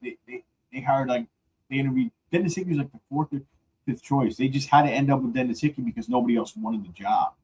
Like, all the top candidates, and I don't think all of them worked out to be great. But and again, you don't know who the right guy is. Who is the right guy? Like, some guys you get hired, like, who is that? And he ends up being this great executive. But it's about making the right decision. It's about also who's around you, like Tom Garfinkel, right? Like, is he the one? Is he the right-hand man of Stephen Ross? What does he know about football? I don't know. I know he's a great business guy. He's doing great with the stadium and the F1 track. But what's his story? What's his role? Like, what's the structure of the front office right now, right? And we'll find out real quick, Lo-Fi. We'll find out at the end of the season if they get rid of Mike pretty quickly, then and to me, it's not getting rid of Mike and keep Jeff Kelly. Like that's also a big mistake. That will also be a big mistake. That's what makes me. Don't you think Mike McDaniels might survive just for the fact that Ross doesn't want to be embarrassed picking from the bottom of the heap again?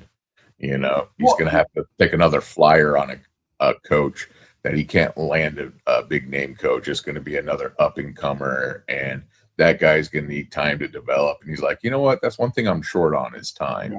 Yeah. And, where is he at in his head? Because he doesn't really come out and do too much speaking on what he's going to do. I think it's going to be a very fascinating offseason, to be honest, in that regard, because some things seem obvious, but we haven't gotten obvious from the Dolphins for the last few years.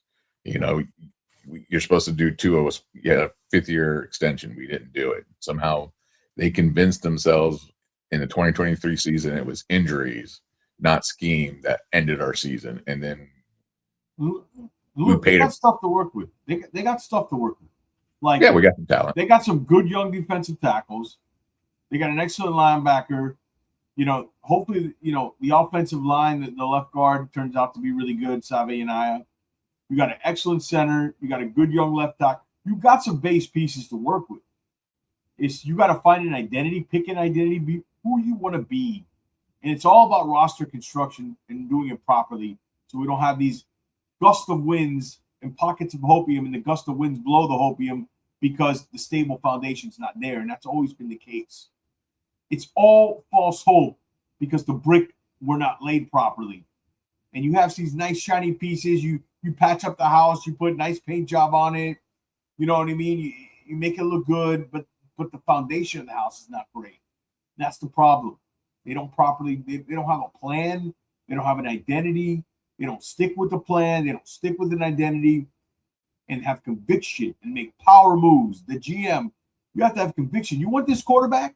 Last time I checked, Patrick Mahomes, Lamar Jackson, these Bo Nix, or the list goes on. We're not picking the top 3 or 4. Have the conviction. Go get a player. You believe in the guy. Believe in it. Build around him. Build to his strengths. And have conviction on a player. And guess what? If I see a GM do that and he fails, I'll tip my cap to him. And I'll give him another shot. For guys who like to play in the middle, stay safe, and not like to have competition at that position, or not want to put themselves out there when you have to take Tua Tagovailoa because that's what the fan base wants. Because, again, you drafted Tua, not Tua Tagovailoa. Mike McDaniel was the head coach hired to be the head coach of Tua Tagovailoa. The babysitting, and nobody held that guy accountable in the building. And this is what you get. You paid him, and now this is what you get. I think that's what they were trying to do. Don't you agree? That was a conviction move. That they had to draft Tua. They had to draft Tua. A conviction move. The most dangerous move, the most risky would have been drafting Herbert, because everybody wanted Tua, right? The fan base since he threw that no look pass to Devontae Smith in the national championship. Everybody wanted Tua Tagovailoa. The hard move would have been taking Justin Herbert. Yeah, because I was 100% for Herbert. If Tua worked out, they would have been killed. They were too afraid to make that move. Yeah, to me, this is like the Drew Brees moment. You have the undersized quarterback. There's always choices, right? And they don't want to miss on Drew Brees again. Even though you had a prototypical big arm quarterback. I always said this: it's not who you draft; it's who you don't draft. Sometimes. Christian Wilkins was a fine player at pick 13. You know who was a fantastic player 5 picks later? Jeffrey Simmons, the other defensive tackle. You know what I mean? Special player. Sometimes it's not just the guys you take, it's the guys you don't take. Look at the draft, you look at the rebuild in those drafts going back. I know we should be, we're going back now because after this loss, but look at those drafts, the players they picked. A Penny Sewell, everybody was saying, take this guy. He's a gold jacket player. When you looked at him on film, you saw it, whether it's right tackle or whatever. And that's how you build the structure of your base of your roster. Penny Sewells of the world, right? And what did they take? Waddle, 5'10" receiver, was a nice player. Don't get me wrong. Jalen Waddle is a nice player in this league. He's a top 20 receiver in the NFL. Is that fair, Lo-Fi? Yeah, but again, it's kind of a reach at a position of need. They were trying to show conviction for Tua. They saw the pieces they needed to get him, to surround him, to find success with Tua, and he needs guys that can run routes, has speed, that can get to his spots, and so he can have some success. Yeah. And we pass up on Pinnell. Yeah, and it's over and over again. I don't have a problem with the Grant pick. I know everybody wanted Tyler Warren, but you're going to see with Tyler Warren, you're going to see it more because he's a skill position player.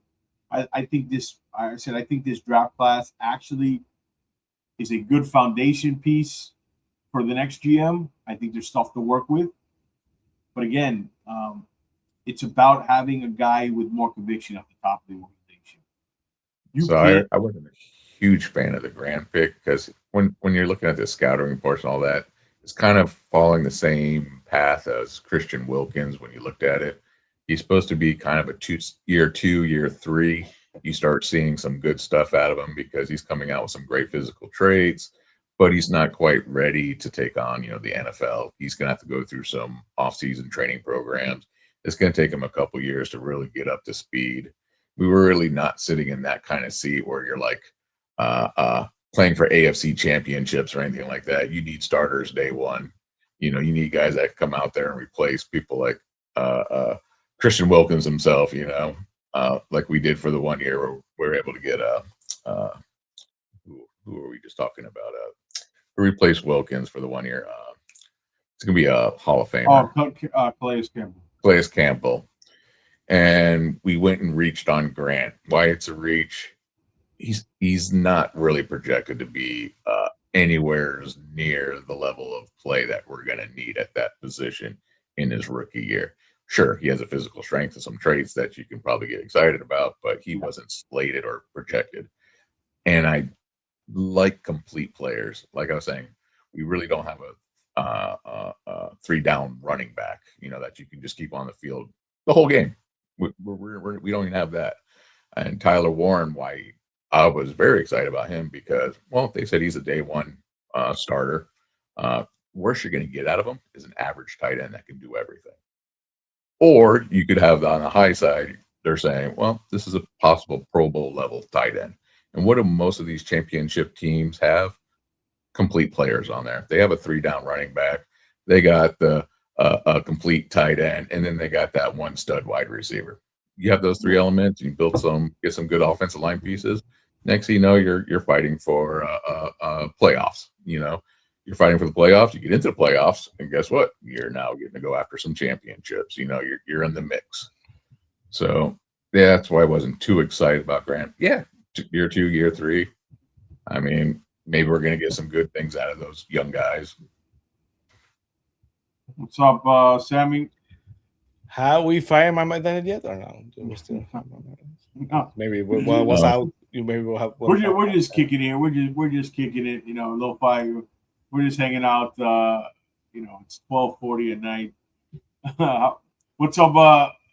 I see Evans in the house. Well, it's 12:30 where you are. It's 1:40 over here. So yeah, I just came back to say good night. Bedtime. You go to bed, Sammy. It's all right. I know it's late. We're gonna get off here, so I'm gonna drop it to. Hey, Sammy, I got a new name for Tua. Did you hear it yet? No, not yet. Hawk Tua. So we're recycling names right now, right? We're back to the original names.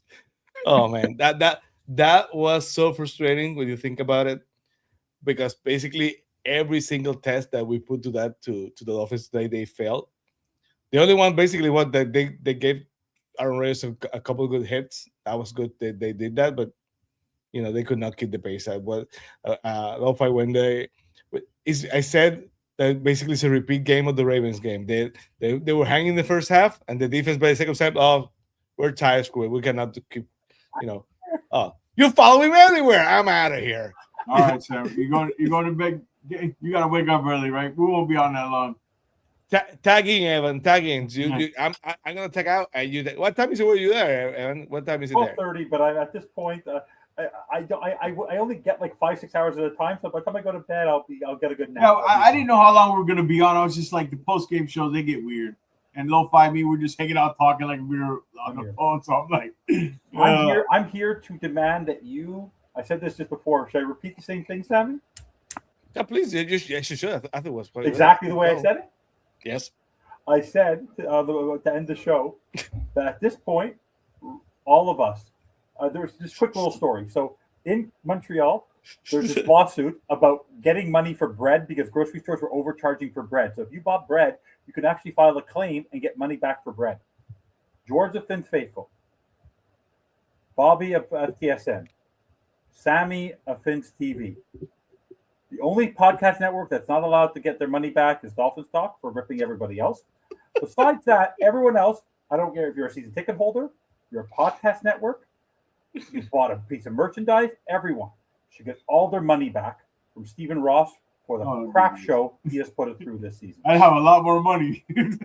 No, the amount of investment of time and energy. You ever do that for work? You go, the amount of time you're spending on this one little problem, like that's what we've done today, guys. I lost it. I was laughing about it in a way, but I've never cursed this much on a podcast. What we saw today, and we're all, I don't know if George, I've never asked you if you're a Lo-Fi, you're a big wrestling fan. The meme is John Cena tapping out this past weekend. I've never seen a coach quit in the fourth quarter when the playoffs are on the line. I was going to ask you guys about that because I saw that on the, I'm not a huge wrestling guy, but when I saw the ending, I'm like, that was. No, but that's what McDaniel did today. McDaniel, 7 minutes left. This was the game. I think his shot to stay was this game. Goodbye. It's gone. So if you're on that boat, if you're on the get rid of McDaniel boat, this is a good thing. But I said, this is a reality check or we're going to have an identity change. It was a reality check. Quarterback. I think you realized everything you needed tonight. Quarterback, the coach, and the GM. He's just a fill-in. Like we don't even know who. No disrespect to Jerry Kelly. We don't know much about him. I couldn't pick him out from a lineup. I think today you realize that. I think if you're 80%, I think you got to 100% today that it all has to be changed. Whether it happens, I don't know. But I've been on that boat for a long time. But all I know is tonight's the night where I know everybody should be in agreement if you're a Dolphin fan for the good of your health, the good of this team, the good of these shows. Let's stop the black hole because we won 4 or 5 games. We give hope. But at the end of the day, where are we picking 13th? Again, it's not about the draft position of the player. It just shows you where you are. The numeric value just shows you where you are in the league. And in any sport, when you're 13, 14, 15, and it's consistent, it's happening to the basketball team, the Miami Heat down here. It's the same thing right now. You're in a black hole. And the worst thing is they give you that false hopium, and then they take it away. And it's just enough to bring them back. I think tonight is a night where I think Dolphin fans should rejoice because now I think you will see complete change. I think it was 60, 70%. I'd be shocked if they bring Mike McDaniel back and they don't clean house on it. I'd be shocked. They need to do it tomorrow. What are we? I don't care if they do it tomorrow. But what are they waiting for? What could they possibly, George and Lo-Fi? I asked this to Sammy before, and him and Bobby shrugged their shoulders. What could you possibly learn about Mike McDaniel now? Why not get a head start this season and see what Quinn Ewers, see what Zach Wilson, see what Anthony Weaver, see what somebody else can do, and assess it for 3 games against tougher opponents versus what we're watching. Like today was just, I saw you tweeting, George. Yeah. You get the ball because you want to take the lead, and the first out of the 3 plays Tua's throwing, he checks downs on the first. Three out of the first 4 plays are passing. Yeah. This is a game they should have run 7 times in a row. They don't do anything with conviction. Nothing. Anything with conviction. Whether it's in the personnel department, on the field, nowhere. They could run the ball. 18 averages 5 yards a carry today. It's again like what was before. He reverted back to the old thing. I'm down, less running attempts and more passing attempts. Look at the result. The formula for them is to run.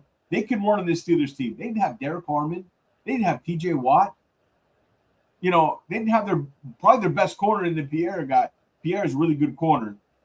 And, and that's bull crap of the padding of the stats in the fourth quarter, and the embarrassment of the no timeouts left and the not taking their time and not no huddle. It's just, Aikman made fun of us for the entire fourth quarter. Yeah, it's everything you thought reverted back in this game. And you know what the problem is? And people don't like to hear this. And I said this. The best thing was they would have lost 5 in a row. You know what I mean? Because at least you got a shot at maybe Mendoza. Now you have a quarterback class that's very thin. It's thinner by the day. There's 5, but there are 5. Say it again. There are 5 quarterbacks. I know that you're going to fight for. There's going to be we have to research them. But Mendoza more, and then you're looking at the Taylor Greens of the world, who guy I like in the second. Simpson, there's Mensa. People need to. Mensa from Duke is doing a good. I like Mensa a lot, but there's Mateer, who's a big guy, and Simpson I wouldn't touch with a 10-foot pole. All right, Sammy, thank you. Bye, Sammy. Love you. Get some rest, man. We'll talk tomorrow. Yeah. So you got Mateer's got a little Baker Mayfield in him. You know, those kind of players. Mensa looks interesting. Mensa I like a lot. Yeah, who mentioned Mensa? Jamie. I keep forgetting his name. The guy I had on the draft guy. Lo-Fi. Do you remember his name? It's horrible that I don't remember his name because I get him mixed with another guy, Jamie Eisner, that I used to have. Justin Mello. He's great. And Justin Mello told me when I asked him, give me a quarterback that we're not talking about, and he mentioned that. I like him a lot. What do you think of the Heisman kid, the little short guy? His Mendoza speaker is pretty amazing. Yeah. I don't know if you saw this while you were doing the show, but they formally announced, even though it didn't really matter because he wasn't going to get picked high anyways, Manning is going back. He's not preparing for the draft. No support. But Mensa declared. Look, there's to your point, there's quarterbacks in every draft. Yeah. And again, I really get started into it like after the season. January, I really get into it. The season's over. Yeah, it's been over. I knew this already. 4 years of this, bud. Yeah. 4 years of these people. It's like I've seen the story, I've read the book. It's not going to end the same, and I just don't see a path where they can bring those guys back. And, the money on Tua is another issue. I'd cut him tomorrow. So would I. But he's coming. If he's coming back because of the money, I don't know how you can though. Again, he's a polarizing figure. Lo-Fi, I don't know if you saw this. You guys, there's an image going all over the X. 2-something left in the fourth quarter, down 13 points. Tua with the biggest laughable smile been doing of my life. He'll throw an interception, and then he's like, looks like he's high-fiving people on the sideline. Yeah. Good job, guys. Good job. Oh, man. They got lucky. They got another one of mine. Yeah. Man, he's probably going to put that on the wall because I don't throw interceptions. I can't figure him out as far as is it that he's just got so much pride and I can't figure him out. I think it's a coping mechanism because I agree with you. I think it is a defense a coping mechanism, knowing that man, I'm playing like crap, But again, he doesn't look at it that way because he can't. Right, and he's got the money now. Before he didn't have the money. That was his big goal. Him and his father, they're like a business. They're an empire. His father's everywhere. Like he's like attached. His dad, like it's all over Tua and all over the business side. And they got what they wanted, right? And maybe that's part of it. Like he loosened up, I don't know, but he looks like a quarterback, Evan, that was the 42-year-old quarterback or 40-year-old quarterback. It wasn't. The guy just fell off a cliff physically. Oh my God! And that's what it was when he came out. The hip was 6 to 8 years. The arthritis in his hip is. Yeah. I said in the 40-yard dash, the way that Aaron Rodgers was moving and releasing the ball, you would have thought Tua was the 42-year-old and Rodgers was the 27-year-old. Yep. Aaron Rodgers looked way more like a 27-year-old today, even though he's still slow. But Tua looked like a 27-year-old. You ever think about next year? So now we got Drake May problems. We got Josh Allen problems, and now Jets is in a driver's seat for a top draft pick. Well, they can get. Are they going to grab Mendoza? Are we going to be the guy fielding? Here's the interesting thing: who gets the number one pick? Is it the Tennessee the Titans? They don't need a quarterback. So they're going to take the biggest capital you get. Let's say the Jets are picking third. They got all the capital they want to go get number one. Like, it works out for the Jets if they're not picking one. If a team that doesn't, like, the Saints get the number one pick, they won that game, so that helps. But if, like, the Titans pick one, they're not taking a quarterback. This is not a quarterback like Mendoza, as much as everybody loves the hype and the Heisman. He's not a top, and he's on the Andrew Luck level. I have my questions about him. I have my questions about the body. To me, you're going to tell me, if you're dreaming on him, you tell me he's like a Tom Brady-ish, but I see a Jared Goff. Like, that's what I see when I watch him. Again, I hold my final opinions, but there's not a quarterback in here that you're going to move. Like, it's going to cost you what it costs to go get, a Luck or something like that when you trade your whole drafts. Like, the Jets and the Titans, I'm telling you right now, if the Titans pick one, the Jets are going to be picking one. Because nobody's going to compete with the capital. But what did they give up? They did give up something for Quentin Williams, though, right? They give up they traded. Yeah, I'm thinking Dallas. I'm thinking Dallas with the Micah Parsons trade, what they lost. Yeah. So the Dolphins are not going to be in position. Can you imagine? Just picture this, guys. We're talking next year, and those two guys are still there. There's no way that law firm is not going to have a sign flying over the stadium. Snowbirds are going down there. That Bengals game, that could be people might start throwing things on the field. People were going to these games with a little bit of hope because it was still early in the season. Now they know the season's over. Yeah, and the thing is that. So do you think we'll start playing like the season's over, like some of the teams? No, this team not Mike McDaniel's there. Mike McDaniel knows he's got Mike McDaniel did what I said to everybody he will do. So having said that, he's going to play Tua, and he's going to play it like it's a regular season game. And if they win, they win. They lose, they lose. C'est la vie. Like, that's how he is. I really don't think those two care about winning. I think they just care about having a job and earning money. Did you guys feel with any of these wins against teams that are pretty much mathematically pretty much out of it? You think they had their foot off the pedal, and some of these wins were a little bit? I'm still trying to figure out the Buffalo one. The Buffalo one is still I'm trying to figure it out. Oh yeah, we unveiled. No, that was a high. That was a helium balloon. That was the Chiefs' high coming off the Chiefs' high. Yeah, they were looking past us, I guess. Yeah. I mean that could have been the Wildcat when we brought it out against the Patriots. Remember, all of a sudden the Wildcat showed up and the Patriots had no idea what to do with it. I think Buffalo might have had some of that. We're like, what's going on here? This scheme is totally baffling us right now. And I could see us playing. I said this on the pregame. If you fire Mike McDaniel, I said that it followed up on the post game. If you fire Mike McDaniel tomorrow, and you bench Tua, the Dolphins could win 2 of their next 3, to finish 8-9 or 9-8, because they're going to bring in people who are just going to be fighting for jobs. But I'm telling you right now, Mike McDaniel and Tua Tagovailoa are the quarterback and the coach for the next 3 games. The wins we have now, we will not get one more. Tua is your quarterback, you will not win one more football game. Burrow will beat you. The Buccaneers will need to beat you, and they'll have a lot of fans coming down from Tampa. And it's snowbird season. And the Patriots are going to need that win because they're not going to they're too tight with the Bills. And the Bills are not going to lose games. I think guaranteed the Bills are going to win out, and they're going to have the game to win. They're going to have the game to win. They cannot take the pedal off the metal, the Patriots. They're going to need the win against the Dolphins to secure number 1. I mean, as a fan, I want to say this. There are some fans who are not as hardcore, right? They just love the team. They love going to the games. They want to see them win. And that's fine. But there's guys, we cover these teams on podcasts. We put a lot of time and effort in doing this. We got to give you guys the truth in the story that what's really going on, right? What does the bigger picture look like going to next year?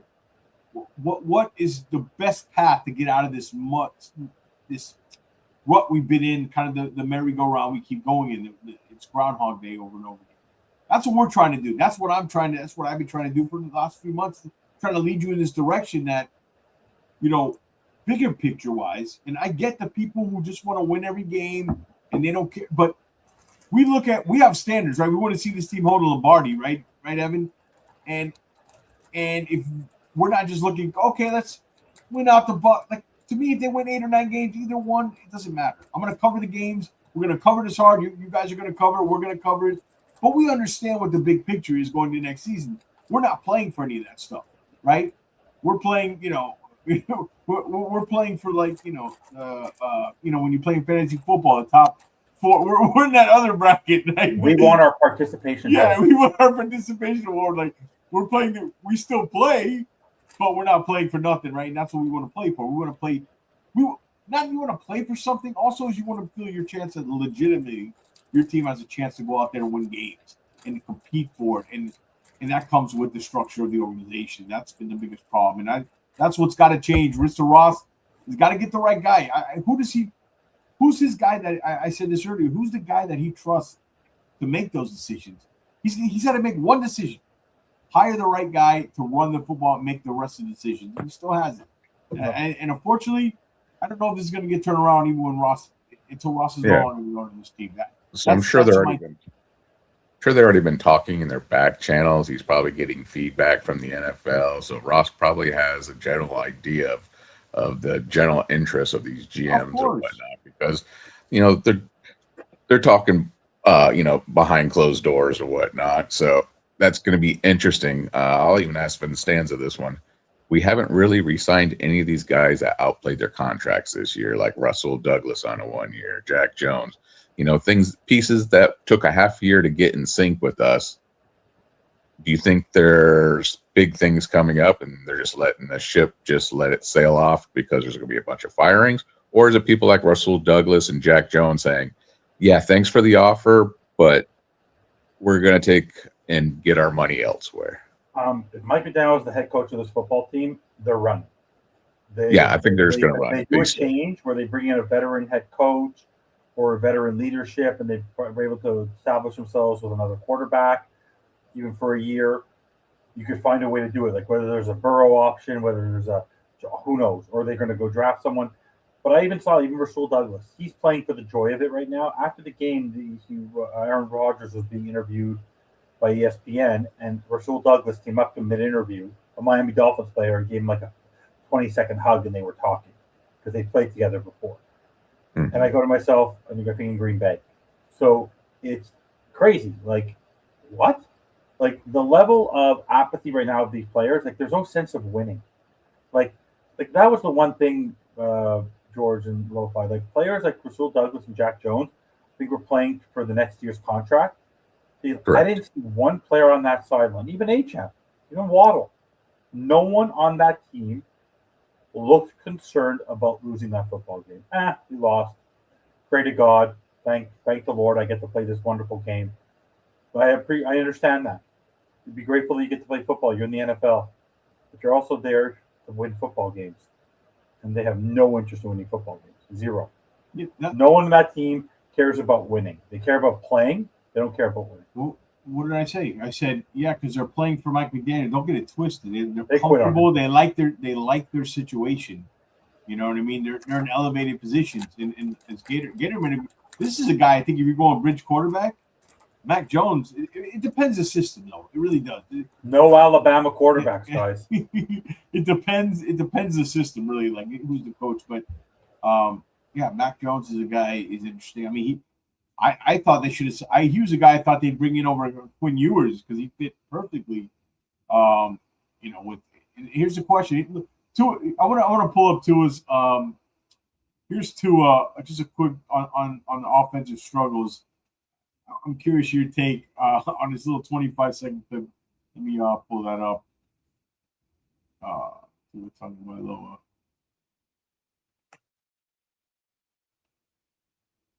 There were just some things offensively that we were doing that we're messing ourselves up, really. Just basically every aspect, from my communication to the guys, with them getting in the huddle, calling the plays, getting out, guys knowing where to go with their alignments. It's all of that. There were just some things offensively that we were doing. So again, is he already blaming others? He's already blaming. You know what I mean? I'm when I heard that, I'm like, That's his coping mechanism, his self-defense. It's never his fault. Well, I think he lacks a lot of self-awareness. I think he doesn't.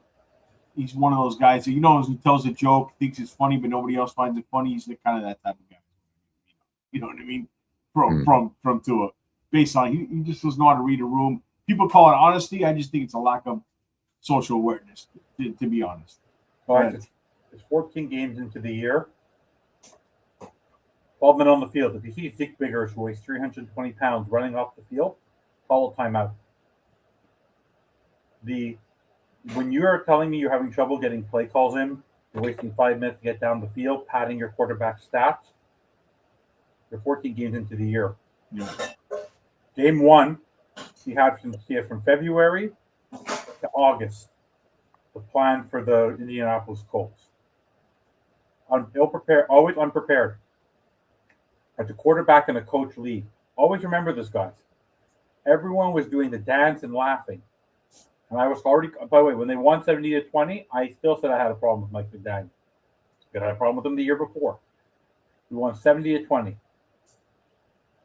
Sean Payton, 2 years later, that 2023, in 2025, 2026, with Bo Nix, second-year quarterback, number 1 team in the AFC. When was the last time the Dolphins could say that? Right? I think we all have this game. I think we all have the answers that a lot of us already knew were coming. I think today put the final nail on the coffin there, and we hope, right? I think we hope, just so we can. What is the definition of insanity when you do the same thing over and over again? You expect different results. It's a perfect analogy for the Miami Dolphins. And until it's up to Stephen Ross, man. He's running a Ponzi. He's the one, right? He's running a Ponzi scheme right now. Yeah. Yes. He's the one that's got to make it. Armando Salguero had a great tweet. What else does Stephen Ross need to see? I don't know. I don't know how he can bring back this coach. I just don't know. What would after this statement he made last year, and don't call it because Jeff, you fired Greer. You saw this game showed you what you wanted to see was different. Like, did Mike learn? Did he realize what he did? Bright lights, going down, panic, abandon the running game, and you could tell he doesn't trust Tua. You could see it. You're down, and Tua's throwing in the flats when you're down 28-9. He's throwing the A-chain in the flat. God, but he still leaves him out there. Well, at that point, I would have played Wilson. If Devon A-chain wasn't on this team. If I'm Devon A-chan and Mike McDaniel is my head coach and Tua Tagovailoa is my quarterback, I'm not resigning. You better see that contract better be like start with 103 digits, 100 million. Today was a microcosm of us being Dolphin fans, which is it was a microcosm of like I said to Bobby and I said to Sammy, I've never felt more vindicated about, because remember, I was that bandwagoner in 2021, 2019. I agreed with the rebuild. We got to the point. I wasn't a fan of hiring McDaniel, but I gave it a chance. They got Tyreek Hill. I was excited, even though I thought it was a little rushed, and then all that. But then I saw something weird when they were 8-4, 8-5, and I saw something going on there, and I called it. And I've been consistent with my feeling that if you belong, this guy is not a winner. He's not a winner. He's not battle tested, and that's my problem. He doesn't have the fabric to be a head coach. You have to lead 53 guys. I've said it over and over again. He came in here, and his job was to rehabilitate Tua Tagovailoa. It wasn't to be a head coach. He didn't know what the hell he was doing. Okay, and that was his job to be the head coach. And it's caught up with him now because now I got to jump ship. He's got to jump. He realized he got to jump ship because this ain't the guy. Oh boy, you know what I mean? And now where does he go? He's looking around. He's left. He's like that. He's left with his hands up in the air. Say, I went to bat for this guy. I turned him around. Look what I did. Guess what? Now you got to kind of be the head coach. He just doesn't have the fabric. No, it's not in him. He's not. He's just not a leader. He's North Turner. He's not even North Turner. Turner was every time. No, meaning that if you remember, every time North Turner tried to be a head coach, Within a year or two, he was back to being an offensive coordinator. He's just not a Wade Phillips. I don't know how good of an offensive coordinator he is, to be honest. I think his best job was the job he had, run game coordinator. Yeah. I think, if I'm being seriously honest with you, because some of these pass concepts, like there was one today on that third down, horrible routes. Yeah. I mean, I'm thinking, gosh, you didn't even give the guy a chance on that one. No. You know, it's the run game stuff that gets created. And guess what? Lo-Fi always used to say this, or has been saying this. He goes, when they figure that out, and they will eventually, the league's going to figure out run skill and motion and the pistol with three backs, because it's confusing defenses. They can't read kind of keywords going, but they'll figure that out. And what happened in Pittsburgh, and I said this on our Saturday countdown and game days, Pittsburgh's going to blitz, but they're going to blitz to stop the run. Even though the Dolphins had some success, but what happens is they had those key plays where they got him in that 3rd and 5, 3rd and long, and McDaniel still passed the ball when he shouldn't in a bunch of key situations. And the Steelers, they don't run the ball well. Second half, what did they do? Adjust. Oh, shocker, came out and adjust, and they had over 100 yards rushing in the second. And I said the defense probably looked around in the second half and goes, looked at us and we got no shot. We got. It just, you can see the tank just empty. We got no shot.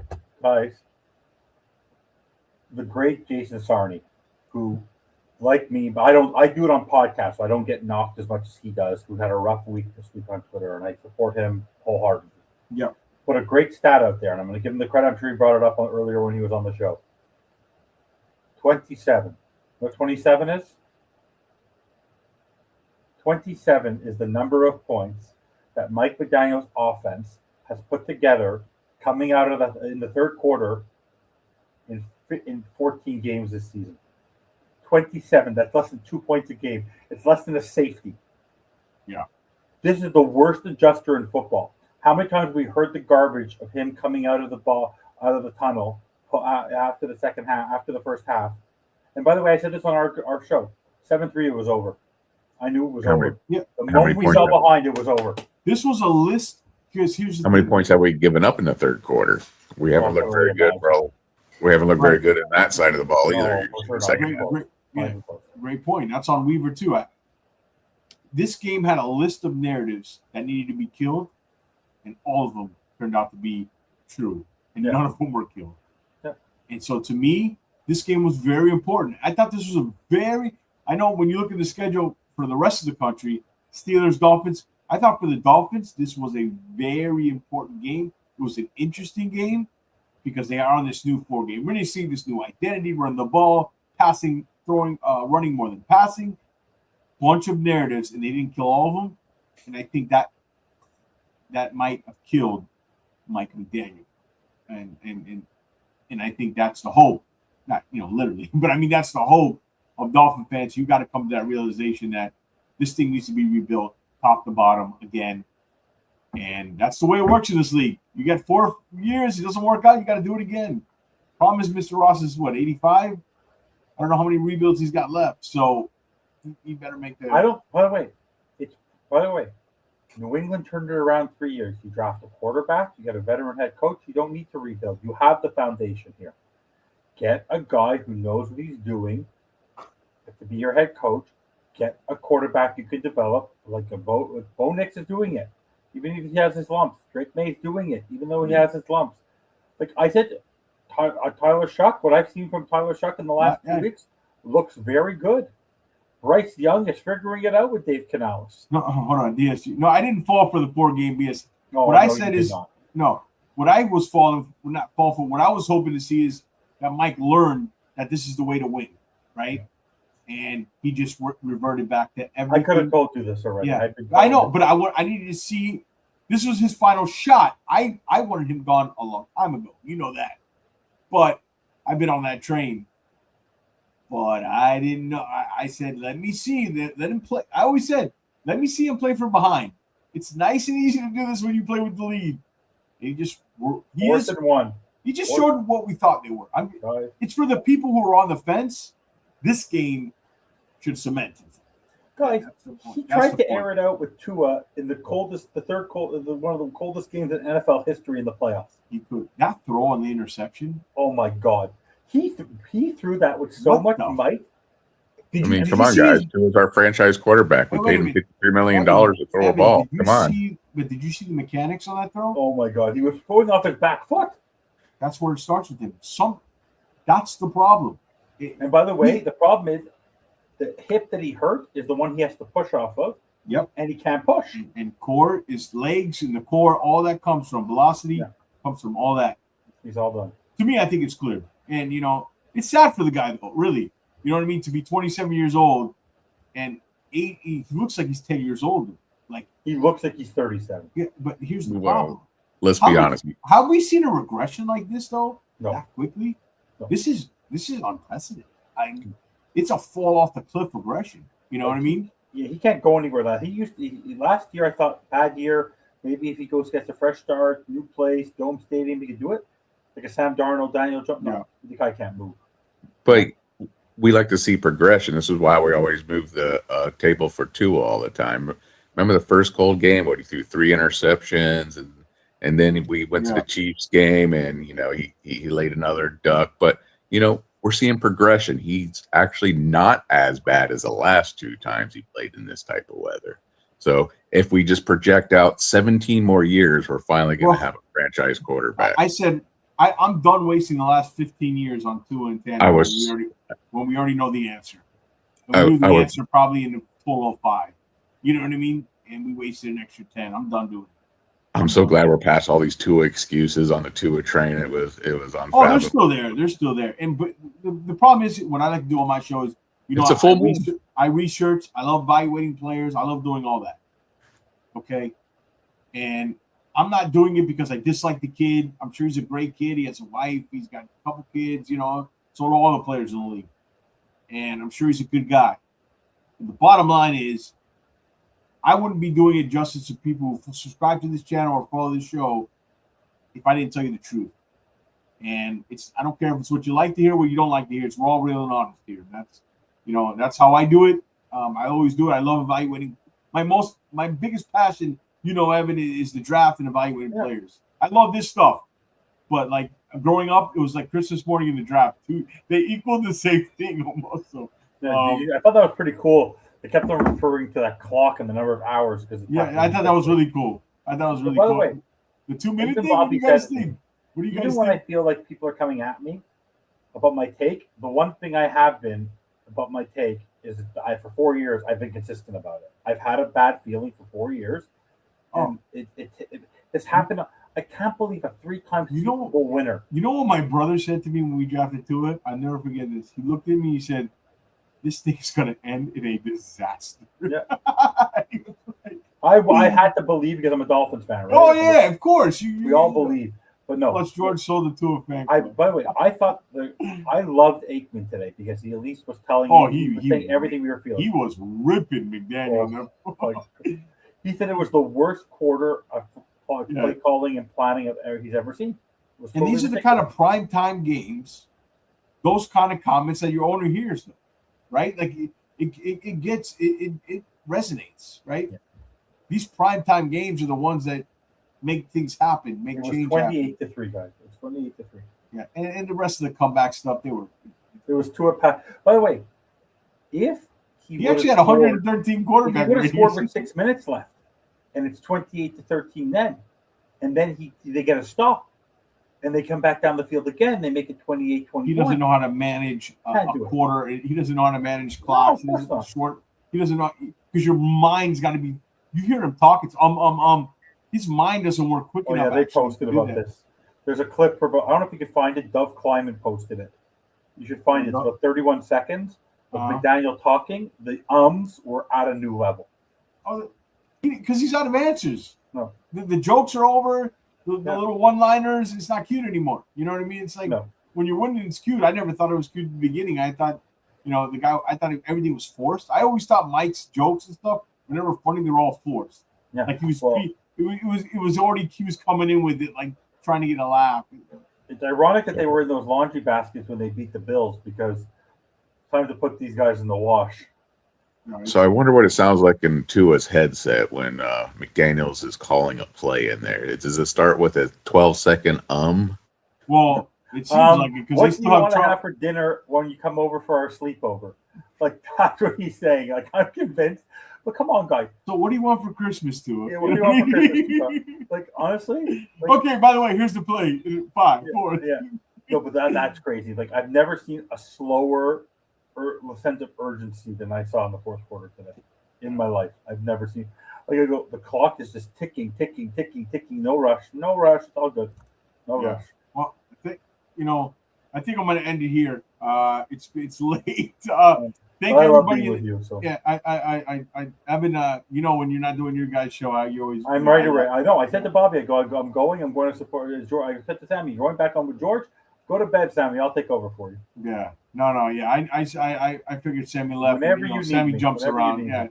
And same here. I I gotta get think on you Taco guys. Bell's still open. Let's do a Taco Bell run. Taco Bell's good at this time. Much better than. Have you tried Taco Bell at 3 p.m. versus 3 a.m.? It's a big. No, my late night. Because I know I'm in a different area, so I'm in my family's place is in Hallandale, which is in Florida. So I'm like off of, so near Dania. There's a few places. Yeah, I know. But my late night place is like if I want, my craving out there when it's warm is ice cream. I go to Jackson's. Jackson's is my place. Well, at least Taco Bell and Dolphins share something in common. What's that? They're mince meat. Grade F meat. Yeah, great F meat. Yeah. Or Z or whatever letter. So, or they give you the run. I thought you were gonna say they give you the runs. By the way, there's a lot of people. By the way, Bobby even said it when Big E is saying it's time to move for. They said it on the show. I think Adrian. Big E says it. It's gone. It's done. That's actually going to go through Stephen Ross. He'll actually read that and say it's over. When the fan of the year, like I think Chris Barker needs to hold up a sign saying it's over. Yeah. Stephen Ross. Maybe he'll listen to that.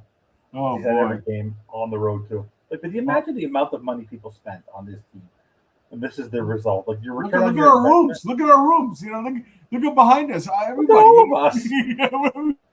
I have a closet. I have. You know how much polo shirts are? Yeah, it's ridiculous.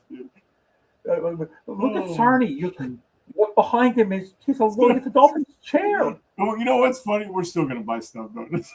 No, I committed to myself this year. It's the first time in my life as a Dolphins fan that I could remember that I didn't buy one thing yet. I went on like I refused. Remember you even said, how many times did you say it, George? You want to affect them? Don't buy anything. I didn't buy a thing. Yeah. Oh, if you're a big John Cena fan, he is at MegaCon this year. He's doing autographs and pictures and all that. Evan, what your thoughts on that final? Because compare that to the NFL. What was that? That whole ending. Rick, it was by far one of the worst endings. It didn't make sense to me. I've ever seen in my life. Like I've never seen a guy smile while being. Yeah, I saw that video. Yeah, I've never seen that before. I'm like, I honestly, I was going to ask Sammy and them because. I'm an old school wrestling guy, right? I'm 43. I'm the same age. WrestleMania 1. I was much younger. I was like 3-4 years old, but I grew up with it. And then I missed the 1990s. I missed the Hogans, the Macho Mans, the Ultimate Warriors, like the Legion of Doom.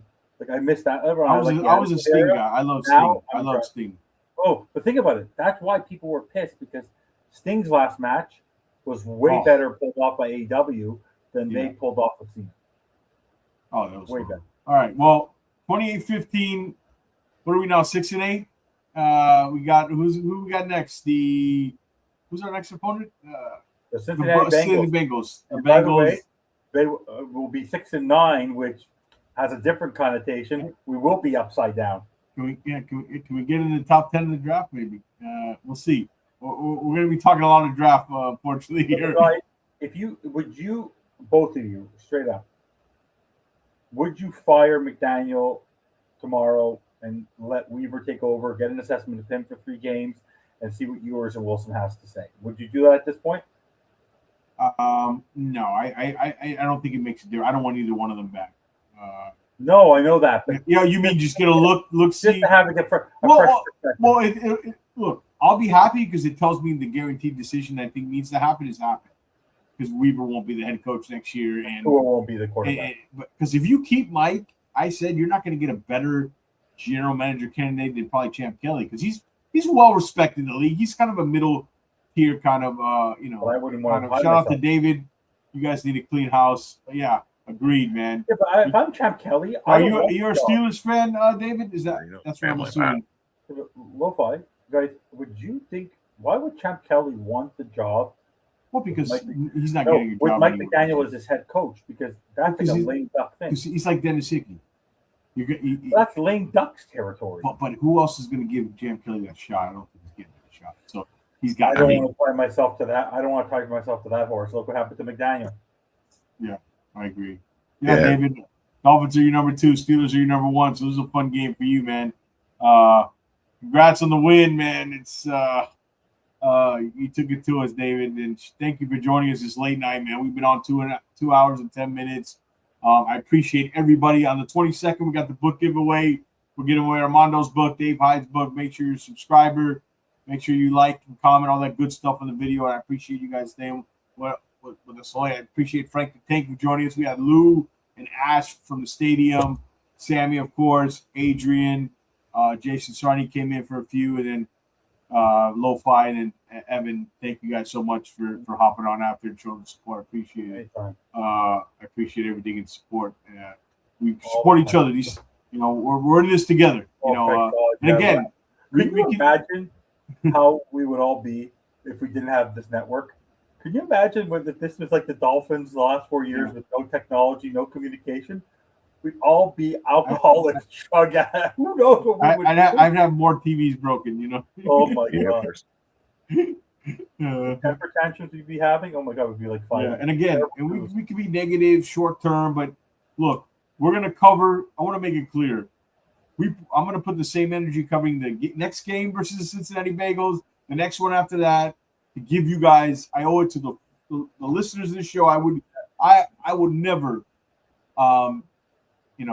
do anything less, no matter what our record is. You don't throw in the towel like Mike. We don't throw in the towel. We don't throw in the towel here. So stick with us. We're all in. Subscribe to the channel. Appreciate it, guys. Everybody, get some rest, get some sleep. Have a good night. Fins up. Stay safe. Everybody, thanks everybody for joining us. Take care, guys. Happy holidays. Take care. See you on Wednesday. All right. Happy holidays. Yes.